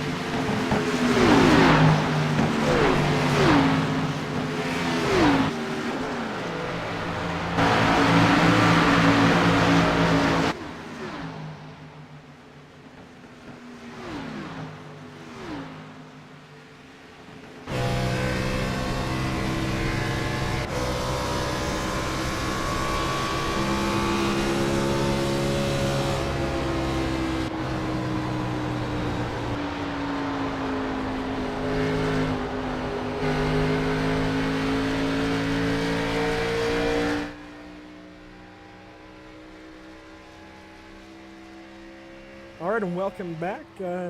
Just a little bit of a crank it up session there with about 10 laps to go now. Cody West trying to put pressure on the number 66 of Bradley Wilson, but this is kind of irrelevant. This is only for second and third. Zach Lindgren hitting the pits. This could be a championship winning move if he's able to make up enough time. I think he was a little far back for it to really work in his favor, but certainly, you know, I would have expected this about 10 laps ago from Zach Lindgren or somebody trying to make something happen. There was no way they were going to be able to go almost 75 laps on a tank of gas. It was not going to happen. Yep, but it looks like the number 7 car of Tyler Justice, he may try to see if he can stretch that out. Well, I don't think it's, I mean, it would explain why he dropped off so much, but I still don't think it's possible considering the way he ran back through the rest of the field. I don't see any way he's going to be able to do that, and he's going to go right by the pit lane. That time, Spence Thompson, I would assume, will go right by it as well. I mean, if they can do it, props to them, but I think it's near impossible to do it. Now Zach Lindgren going to be on the freshest tires out of anyone on the racetrack, not just the championship contenders, but anyone on the racetrack. He's going to try and make up some time here, try and get himself into a position to win this championship with just 8 laps to go. Zach Lindgren looking for any chance possible. Currently, he's going to drop into the 12th position, so, I mean, by no means a bad run, but actually, I want to call attention real quick to the situation with the positions here. Zach Lindgren, actually, we're seeing some drivers, I think, come into the pits. Tyler Justice, I think, might be coming in here soon. He was kind of keying up the all teams. I don't know what he's going to do, but Gordon Larson Jr., albeit 23 seconds behind the leaders right now, is the highest out of himself and Zach Lindgren, the only 2 of the championship 4 to get tires. So if these guys do still have to pit, Gordon Larson Jr. may be your pick to win. I don't know. It's going to be interesting because they can always come in and just get 2 tires and just top off on fuel. I'm really astonished that they've gone this far. They've gone over 60 laps on just 1 tank of gas, and we saw them pit after 50 earlier on. Yeah, we thought Tyler was going to pit, but he's staying out on the track. I mean, with 5 laps to go, it just has to be he's going to stretch it. There's no way he's going to go in. He's committed. He has to. Yeah, I mean, I don't see these guys pitting at this point. It just seems way too late in the run, but I don't know how they're going to do this. It just makes no sense. Actually, Tyler Justice proving us wrong. He's going to come in with just 5 laps to go. This is a weird strat. He's locking up through the grass. That may have been. That may have just cost him the championship. I think that actually is enough to get you the stop and hold. It may have been enough to get himself a penalty in the pits. He locks up trying to get down to speed. He just got down to speed, just barely. And that'll be very interesting. A big development here for the championship battle. Tyler Justice locks up the brakes trying to get into the pits, goes through the grass on the access road, and you know, I have to put money now on Gordon Larson Jr. I think when Spence Thompson comes into the pits, he's going to have to be the one to pick. Or if, yeah. That's true, yeah. Spence Thompson might go the whole way, but I think he's keying up Mike to say he's just keyed it up, Yep. Tyler Justice, I think, only got tires, but only got fuel, but we'll have to see if Gordon Larson Jr. passes him and or if he gets a penalty. This will be interesting to see. A lot of different strategies coming together, melding. I think Zach Lindgren, unfortunately, going to get the short end of the stick. Not really going to have a lot to be able to say about this championship battle at this point. We'll have to see where the 00 is in reference to the 7 here. It looks like Gordon Larson Jr. may actually be ahead of Tyler Justice for the championship lead if Spence Thompson still comes into the pits. Yeah. Gordon is currently in 4th place, I believe. So, I mean, everything changing in the matter of laps. Spence Thompson's still on the racetrack, but I think he may be out of gas. He's slow down the front straightaway on the bottom of the track. I think he's out of gas. Uh-oh.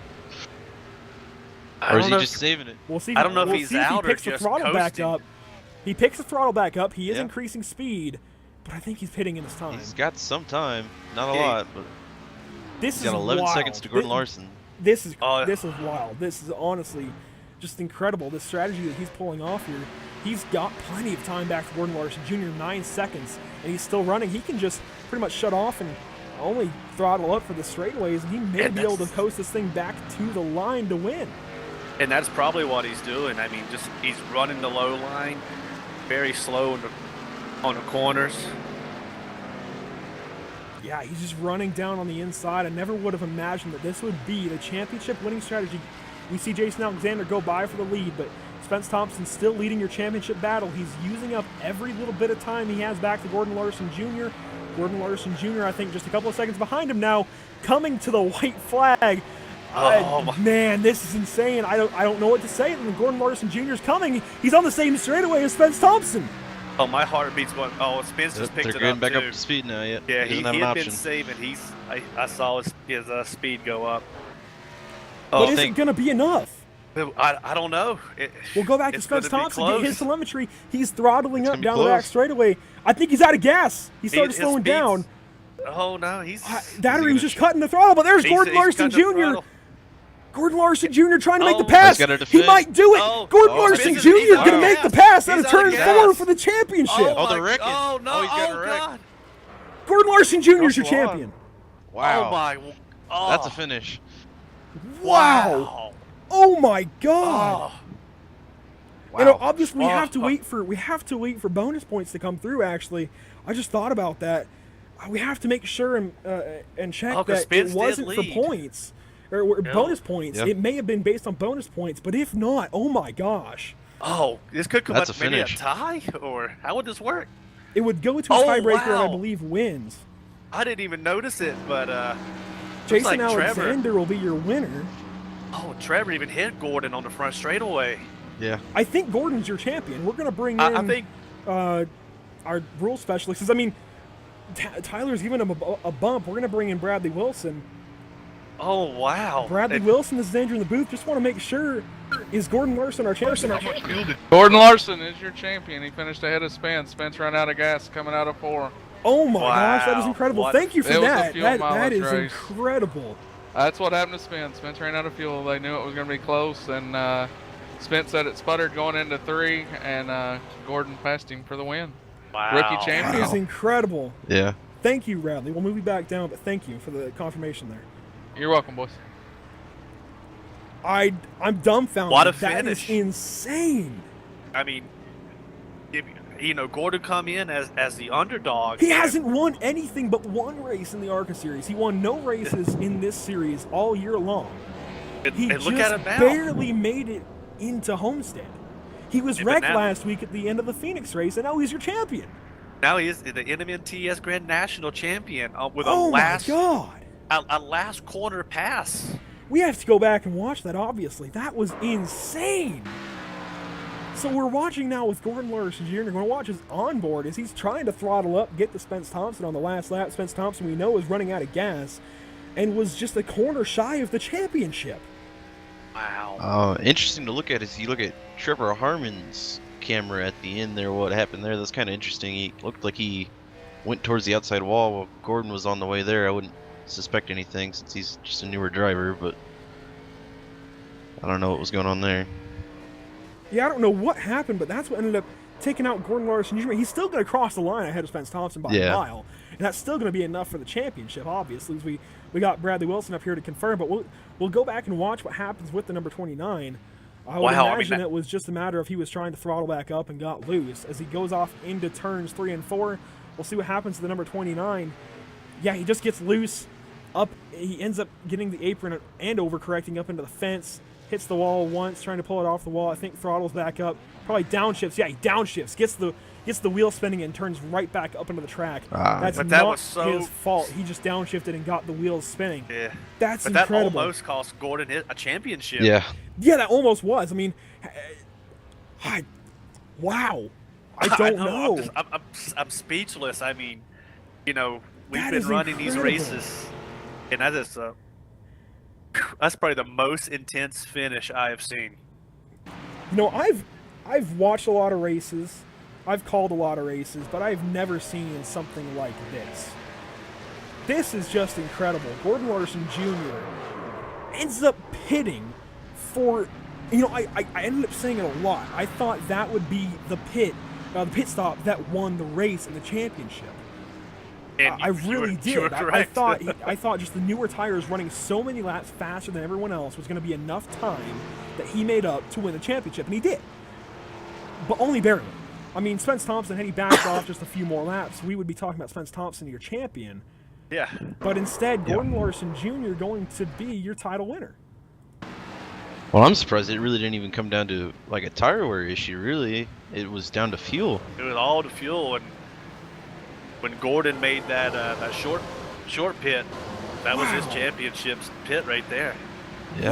Wow. We're going to bring in these guys for some interviews, obviously, as normal, but that is incredible. We'll have to bring in Jason Alexander as well. He did win the race, so congratulations there. I think that's his first career NMNTS win. If not, certainly a memorable one, but unfortunately, I don't think anyone's going to remember him for winning. I think it's all going to turn to the double zero. But that is incredible. Wow. That is honestly incredible, and I want to be the first of the team, sorry guys, to say huge congratulations to Gordon Larson Jr. on winning the championship. We all agree with that. That is insane. Oh my god. I don't know what to say. That's just insane. I'm dumbfounded. I'm at a loss for words, and that was the perfect strategy at the end of the race to make something happen. That was incredible. Another thing I wanted to note here is with Tyler Justice, since he charged back through the field to get to the lead there, if he just held on there, we could have be crowning him the champion right now too. Yeah, I mean, if he had played the same strategy as Spence Thompson, he could be the champion, but I don't think that was his strategy from the beginning. I think he was trying to, I don't know, we'll have to ask him. I actually don't want to say anything there, and I don't want to add to any speculation because I could be very wrong. He may have just run too much fuel out of the car. That very well could be a possibility, but insane. That was one heck of a finish. Props to everyone involved. I mean, we unfortunately saw that mess with Trevor Harmon. Certainly no fault of his own. Just perfect timing, unfortunately, to almost take out Gordon Larson Jr. But yeah, Gordon Larson Jr. still going to be your champion. Wow. What a race. So first we're going to bring in race winner Jason Alexander, and then we'll get to the championship 4. And Terry, I'll let you take this interview over. I'll go ahead and pull Jason up here. Hi, Jason Alexander. This is Terry up in the PSI booth. Do you have a copy? I do, Terry. How you doing? Good, buddy. Congratulations on the win. Thank you very much. And whew. So we noticed the whole race was coming down to a fuel and tire strategy. What was your strategy? After that last caution for about 5 laps, man, I just ran very, very conservative. And I'm not going to lie, when I came out of 4, I was completely out of fuel. I just had enough seconds to get to the finish line. Wow, that is awesome. It looks like a lot of cars were starting to run out of fuel on the last lap. Man, I'm not sure. Is this your first career NMNTS Grand National win? Absolutely. Then big congrats. Thank you. Wow, I'm almost out of words. We just watched a heck of a finish and a heck of a race. So, again, congratulations on your first win, and go out there and enjoy it, bud. All right, thanks, Terry. Yeah, real quick, Jason, before you go, congratulations on that win. That was insane. Hopefully, people remember that finish for a long time rather than just focusing on the championship. You did a great job there to win that thing. That's about as good a job as any driver can do. So, great job on getting the win there, bud. Thank you, Andrew. And so that was race winner Jason Alexander, but now focus turns to the championship 4. The lowest finishing, actually, was last night's champion, Tyler Justice. So, Brennan, I'll let you take that interview over as we move him up. Alrighty, Tyler Justice is Brennan in the PSI booth. You have a copy? Yes, sir. So we saw there late in the race, he had to come in and looks like he just grabbed some fuel. Were you trying to stretch it out the whole way? Well, at the beginning of the run, I knew we were close. I was about 4 gallons short on fuel when we started that run, and I backed off early trying to save some fuel and got it down to about 2 gallons, and I thought I wasn't going to even come close to making it, so I just hit the hammer and went back up there and grabbed the lead, and then they started saving behind me, and I started saving a little bit more, but it's too late by that time, and I came in and got a splash, but Gordon had already come in and got fresh tires and got some pace on the field and was already past me by the time I came back out of the pits. So that's how it goes sometimes, but glad to get whatever place I got, 9th place or something. Yeah, 9th place, that's not bad. Congrats to Gordon for the championship, and we'll move on to next season. Yeah, definitely. That was quite a finish. I don't know if you had a chance to see it yet, but Spence ran out of gas, and then Gordon Larson ended up getting wrecked by Trevor Harmon accidentally. It looked like at the end there, so it was close. Yeah, that was crazy. I was looking on it on my map on my sim racing apps, and I was looking at him catching him. I didn't know if he's gonna get it or not, but it looks like off turn 4, Spence ran out of gas, and he got it. So that's really cool. Well, yeah. Well, congratulate you making it all the way to the Final Four this season. Unfortunately, you weren't able to close it all the way through, but you did end up clinching the championship last night in the Truck Series, though. So I don't think it's too bad a year for you. No, not at all. I'm happy with it. Got a championship and a solid run in the Xfinity Series, so nothing to complain about that. And we'll just move on to next season and go at it again. Alrighty. Well, thank you for stopping by and getting an interview with us. Thanks, man. Thank you, Tyler. Thank you, Terry. And next up, we're going to bring in third place championship finishing Zach Lindgren. So, Zach Lindgren, this is Andrew in the booth. Do you have a copy? Yes, sir. Well, Zach, been talking to and about you a lot, but the focus kind of goes to some other drivers. But real quick, just, I mean, maybe not the grand old finish that we were looking for, but you certainly did a great job. Your final race of the year, as with everyone else, ending up finishing 8th place. You can't be too disappointed with that. It seemed like you had some troubles early on, and you ended up having to pit a little bit off sequence from the rest of the field, and didn't quite work out, like I said, for the win or anything too grand, but still a very strong run and really proving why you were almost made the Final Four in the Truck Series and did make the Final Four here in the Grand National Series. I think you have great things to come in 2018. Be a lot of fun racing with and against you next season. Just once more, congratulations on a great season here in the NMNTS Racing Series. Just how are you going to close out that season? What final thoughts you got for us? Oh, man. Well, I just want to thank NMNTS for giving me the chance to come into this league and racing with you guys week in and week out. It's pretty much what I look forward to all week. When we're not racing, it's pretty much not what keeps me going, but what makes me look forward through the rest of the week. The NMNTS guys for putting on this show tonight. Like I said, they went above and beyond tonight. They really did an awesome job tonight, giving us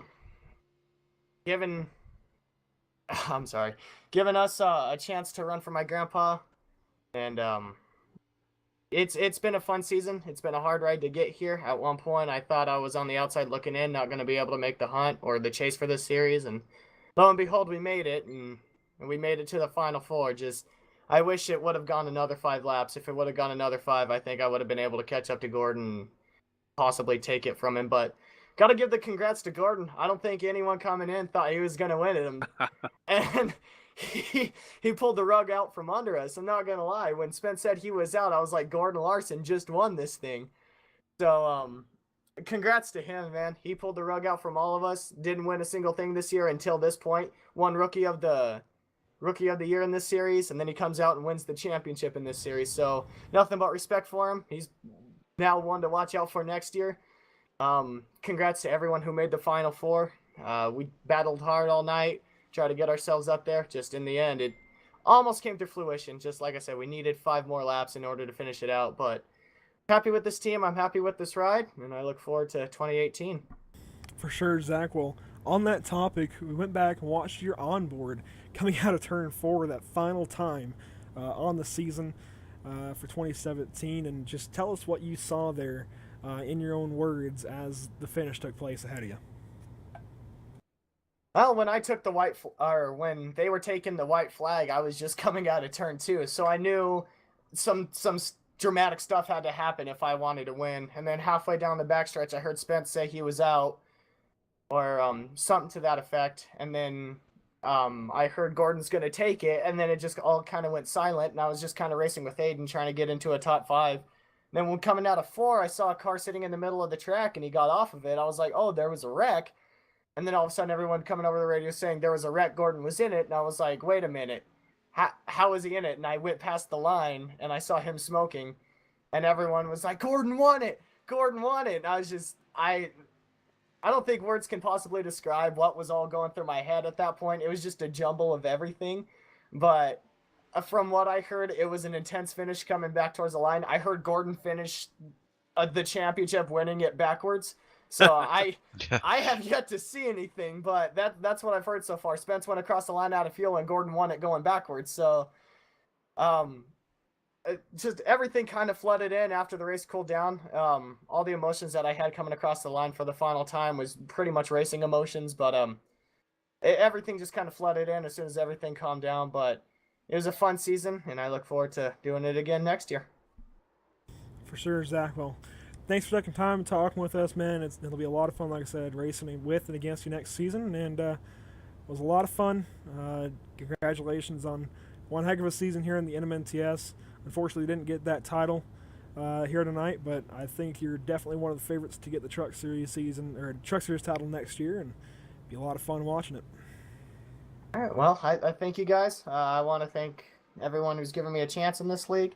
You guys up here for doing the broadcast night in, night out. TN Designs, PSI TV, and PSI for putting the paint on this car. My teammates for getting me this far. Everyone else out there, everyone watching. Hopefully my family's watching. I love you all, and I thank you all for tuning in. To everyone who's involved in this league and helped me out. Yeah, you definitely did a heck of a job, and I did notice that a lot of your family was watching throughout the night. So I'd say go give your mom a big I can't talk. I'm sorry. A big hug. There we go. Got it out finally. Go give her a big hug. She was watching throughout the night, and so thank you to Sarah Lindgren for tuning in. It was a lot of fun seeing the Lindgren family out in the comments. Very cool as well, just as somebody putting this on. So definitely thanks for all the support from everyone tonight. And Zach, I think you definitely should go back and watch that thing when this is all said and done, because that was one heck of a finish. One heck of a finish. Yeah, Definitely I'm looking was. forward to it. All right, Zach, we'll move you on down, and thanks for coming up with us, and we'll catch you in 2018. All right, cool. Thank you, guys.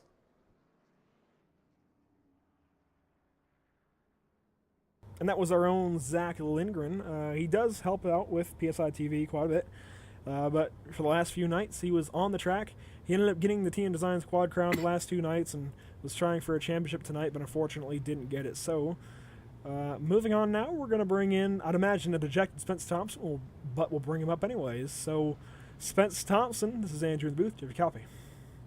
Yes, sir, Andrew.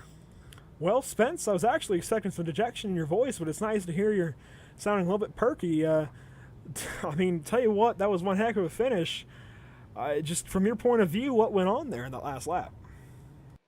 Well, man, I mean, yeah, I could sound dejected I mean, it's kind of like a mixed emotion right here, because I mean, as happy as I am for Gordon there, it's I have like a bunch of things flying through my head of like a bunch of woulda, couldas, and shouldas. Like, you know, coming down to that last lap during that whole run, actually, we were definitely making sure we were trying to save at least as much fuel as we could there, because thing was, I mean, we figured that it was possibly going to come down to a fuel mileage race, because I mean, there hadn't been many cautions. There was only one caution during the whole race.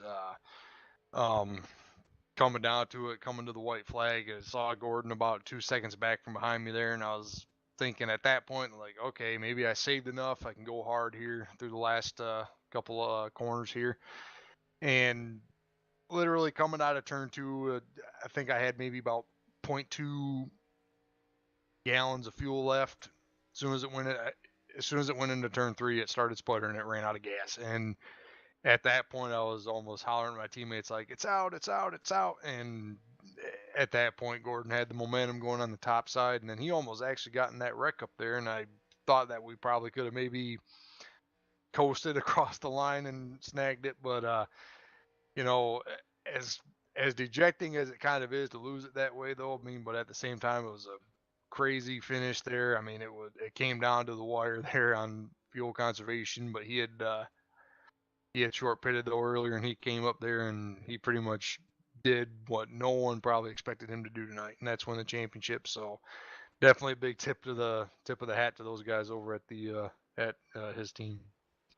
Yeah, I tell you what, Gordon Larson Jr. was on a mission from the time he pitted a little while before you guys. Actually, a lot of while before you guys. But he was a man on a mission for a long time there, and he just, you know, I was mentioning it I thought maybe if you guys were running that strategy to try and run it out, he might have had a chance to get you. And that was incredible. Props to you. You almost made it work. I mean, a corner away. You just needed a corner of gas, maybe one more lap of saving. And I think you would be our champion right now. So very close. You can't be too disappointed. You had a clean car. I think one of the few clean cars left at the end of the race. So congratulations there. Great job keeping that car out of the wall, being a real class act out there on the track, and just a great job coming home, third place on the night and second place in the standings. Oh, absolutely, Andrew. Thank you. And then, like I said, man, it's would have been definitely, it would have been awesome to be able to snag this one tonight, because I mean, we definitely had high hopes coming into tonight with the way that the cars handled for us.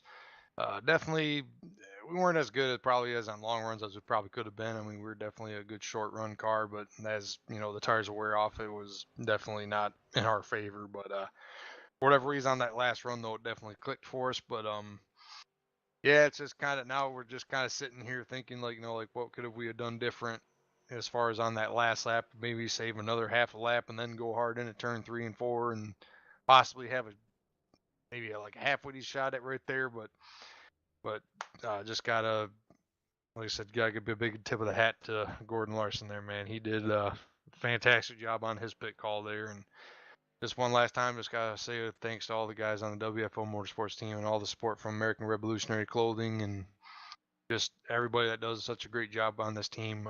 Just can't say enough for them, dude. It's been one heck of a season for us. We're definitely going to be looking for a successful 2018 next year in the trucks. We're going to put the 100% focus on that.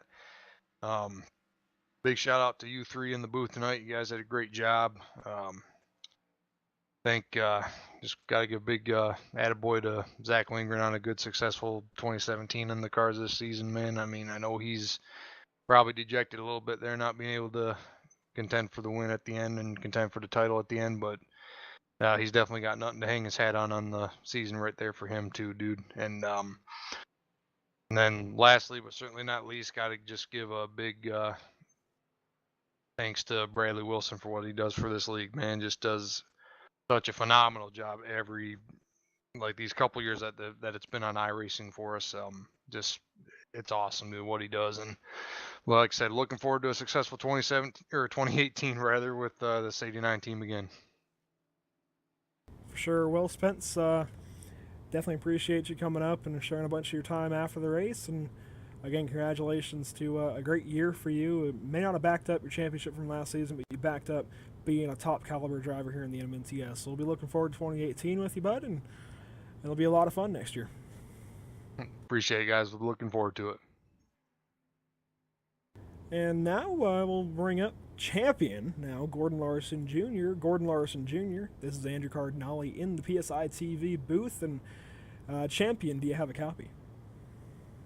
I got you, Andrew. Well, man, I gotta say, champion Gordon Larson Jr. has a bit of a ring to it, considering you have the Gordon from Jeff Gordon, the Larson from Kyle Larson, and the Jr. obviously from Dale Jr., who you got your paint scheme from tonight. I actually liked that paint scheme. It was a very nice car. So just, I think that's a name destined for success, if you ask me. One heck of a run from you tonight. I noticed when you came in for those tires a little while. Quite a while before the leaders, actually, the rest of the leaders, it looked like maybe you had what it took, especially when you got that lap back the Bill Elliott way, the hard way, that maybe you had a chance if things went just right to get the championship. And man, it worked out for you. So just, what's going through your mind and how'd you do it? Well, it's kind of hard to even say anything, Andrew, but it's, we get help from our team. When one of us falls out of a race, they don't lag out or nothing like that. They stay in the race and try to help their teammates out. So I kind of had a spotter and somebody to talk strategy for the rest of the race. And we were hoping there was so many of them that were going to try to, I think, make it to the end. And we decided to short pit, and it worked out.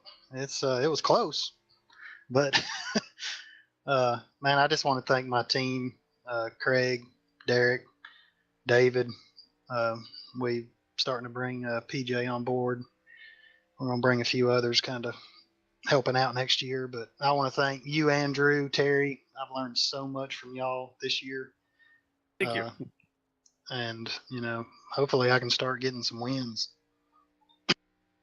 Yeah, for sure. I mean, you got that win back at Charlotte a couple of months ago in the ARCA series, and I remember battling with you for that one, and I just couldn't do anything about it. You'd saved your tires better than anyone else out on that track, so a tip of the hat to you for that, and just a great job tonight. A great way to come from behind and prove that you may not always run first throughout the race, but you can certainly finish up in the front and in style. I want to say, but with kind of a wrecked race car at the end. But once more, congratulations on the championship. That was a lot of fun to watch with you guys, and very nice paint scheme on that Larson remodeling Chevrolet, and be looking forward to 2018. I remember racing when you were a new guy, and I didn't even know that you were Tyler's stepdad, and back at Bristol in one of the races, I completely cleaned house on you, and I remember that one vividly because I completely made a mistake and told you my spotter wasn't working. So, I remember just throughout the season running with you, never imagining at all that you were going to get this championship. But man, you have proven all the doubters wrong. And tell you what, I'll be looking forward to seeing what you can do in 2018, whether I'm on the broadcast booth or out there racing with you. Hopefully that one more often than not, because that was a lot of fun. But once more, tip of the hat to you. Congratulations, Gordon Larson. You are the 2017 NMNTS Motorsims Grand National Series champion here on Tuesday nights in the NASCAR Xfinity cars. And tell you what, that's got to be a great sounding thing to come out of me. It is, and I appreciate it. And I appreciate you broadcasting these last few races that we've had. And no, man, I've just loved to race with y'all, and I look forward to racing with y'all for a long time. Hey, Gordon, I got a question for you. I'm sure our viewers would like to know. So, what was going through your head right when you passed Spence when he ran out of fuel? Then you saw Trevor sitting sideways in the middle of the track as you're coming to take the flag.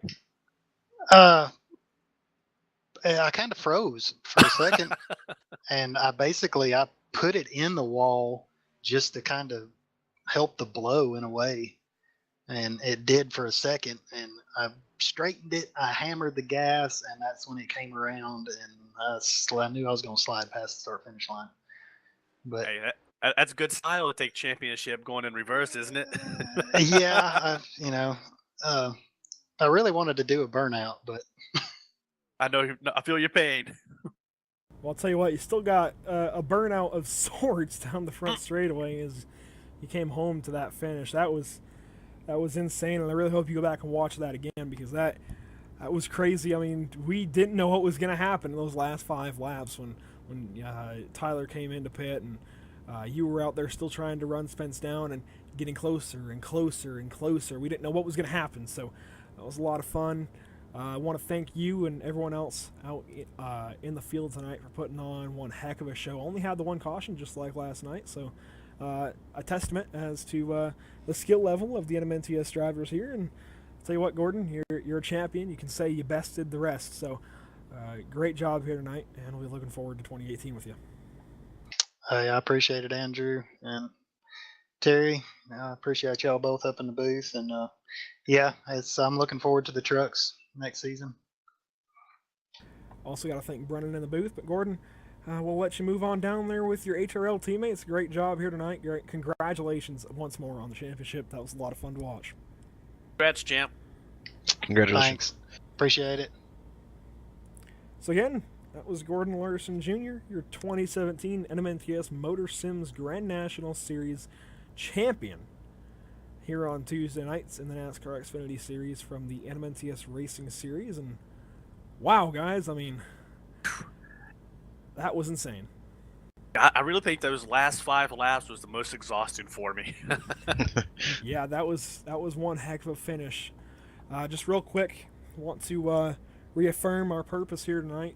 We were broadcasting tonight's Robert Lindgren Memorial from Homestead-Miami Speedway. It was 150 laps here tonight in memory of Robert Lindgren, competitor Zach Lindgren's grandfather. So just prayers go out to the family. Our deepest condolences, and really hope that it goes smoothly from here. Not much today has gone too smoothly for you guys, but definitely wish for the best moving forward. We feel your we will try to feel your pain best as we can. We've all lost a loved one at some point, so we know how it is, and we're all here for y'all. So, as I've told Zach a few times today, just reach out whenever you need it. And that goes to everyone out in the Lindgren family. I want to thank you guys for your support all night long here tonight, be it from Zach Racing to Sarah Lindgren watching out in the chat. I think there was another couple of Lindgrens out there, so just once more thank you to all of y'all, and prayers and condolences going your way.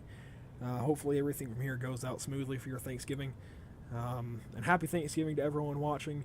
I want to thank the NMNTS Racing Series, TN Designs, TimSpec PC, Pit Stop Insider, Scott Brotherton Images, all for Mobile Fleet Repair, Hambrick Auto, and 5-Star Drafting for supporting what we do here at PSI TV. I want to thank you guys, Terry Mason, Brennan Elzoff, and the rest of the PSI TV crew, Matt Skipper, Zach Lindgren, Michael Redding.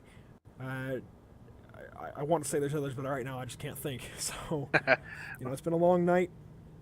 It was one heck of a finish, and definitely want to thank the two leagues that keep us here on Facebook Live, being the NMNTS Racing Series, like aforementioned, and as well as the All-Star Sim Racing League over there. They will have their Truck Series broadcast as much as we can in 2018 once more on Thursday nights. And that will be a lot of fun to watch their battle next season as well, and hopefully we're going to have some more NMNTS action back on PSI TV on Facebook Live in 2018. But for now, I think for quite a little while, we may not have a broadcast for a little bit, but we will find things that we can do over the NASCAR offseason. We may have some fun races from the All-Star Sim Racing League as well as the NMNTS Racing Series. But for now, this is Andrew Cardinale signing off. I want to thank you guys for helping me up in the booth, everyone for tuning in, and have a good night, everyone. Happy Thanksgiving. Actually, I had the intro wrapped up perfectly for the first time, and I just noticed, I brought it back to TeamSpeak. We have Bradley Wilson in the interview waiting chat, so we'll bring him up, see if he has something to say to us. So Bradley Wilson, before we go off air, I just noticed you in the interview waiting booth. Just want to see what you have for us. Oh, just wanted to thank everybody for coming out and supporting this thing, man. I had to get an owner's word in there, and hated to ruin your intro there, but yeah, like I said, I just wanted to personally thank everybody and give our heartfelt condolences to the Lindgren family and Zach and his mom and the whole family, and let them know that we're here for them if they need anything. And we all know how tough it is to lose a loved one. And like I said, just thanks again to everybody who supports, puts on, does everything. You, Andrew, for coming on and broadcasting these last races. It's a very humbling experience to be the owner of this league, and it's not. I tell these guys in the drivers' meeting week in and week out, I put the races on, but it's these guys and showing up every week that they're the lifeblood of this series and the beating heart, and everybody out there watching it. So just wanted to get some few words in there. Didn't know if you'd pull me up or not, but I sure appreciate you doing it and taking time out to do all you do. For sure, man. Well, appreciate you allowing us to come up here and broadcast these races. Real quick before we go off air, I want to get your owner's viewpoint to 2018 as we have some new series coming to the NMNTS. Tell us and the viewers what we can expect from the NMNTS Racing Series here in 2018. Well, like I said, we are dropping the ARCA car, which was the K&N car, and adding a super late model series on Sunday nights, which we think is going to be a lot of fun. It's going to be a lot of short track, hometown. It's going to kind of mirror our truck series some with, cities that the races are in, and then of course we'll have the SimSpec Monday Night Thunder Championship Series, and want to thank Ken for coming on board, and SimSpec, John Barron for coming on board and title sponsoring that thing next year. It's going to be huge. I mean, like we said, they're going to give away a $2,200 SimSpec Monday Night Thunder Championship Edition PC to the winner of this thing next year. So a lot of big things moving forward. Tuesday nights we're dropping this series. we decided about 3/4 way through the year we wanted to do a little something different. So we're actually going to go IndyCar racing, something we haven't done here, and that the iRacing format allows us to do. So it's not been done in the history of the league yet, and really excited about that. And then working on some other things. So everybody stay tuned. 2018 is going to be pretty big for us. And real quick, hate to put you on the spot even more, but can you tell everyone out there that maybe is wondering about how they can join if they're an iRacer themselves, how they can contact you guys, join the NMNTS for 2018? Yeah, of course. If you're wanting to join the SimSpec Monday Night Thunder Championship Series, you can go to simspec.com. There's actually the main page there. There's an application, I believe. There's only a few spots left because we were only going to accept 43, 44 trucks, and I'm pretty sure we're there now. But, never too late. May have a fallout, may have something change with somebody else to get your name in there. And if you are interested in the IndyCar or the Super Late Model League, you can message the page directly. I'll be checking it. Go to Facebook, and it's the NMNTS Racing Series. All right, well, Bradley Wilson, thanks for coming up and kind of giving your word here at the close of the 2017 NMNTS season. It was certainly one heck of a ride these last few weeks. TV. Want to once more personally thank you for allowing me to come up here and do this. It was a lot of fun. And I look forward to more opportunities in 2018. And I just want to thank Brennan Elsoff and Terry Mason and everyone else who has come up here and helped me out in the booth for just doing what you do. And tell you what, looking forward to 2018. And for now, it's going to be Andrew Cardinale with Terry Mason and Brennan Elsoff here at PSI TV. This has been the Grand National Series from the NMNTS with the Robert Lindgren Memorial from Homestead-Miami Speedway. And hopefully everyone has a great Thanksgiving and rest of your week. And we'll catch you again in 2018.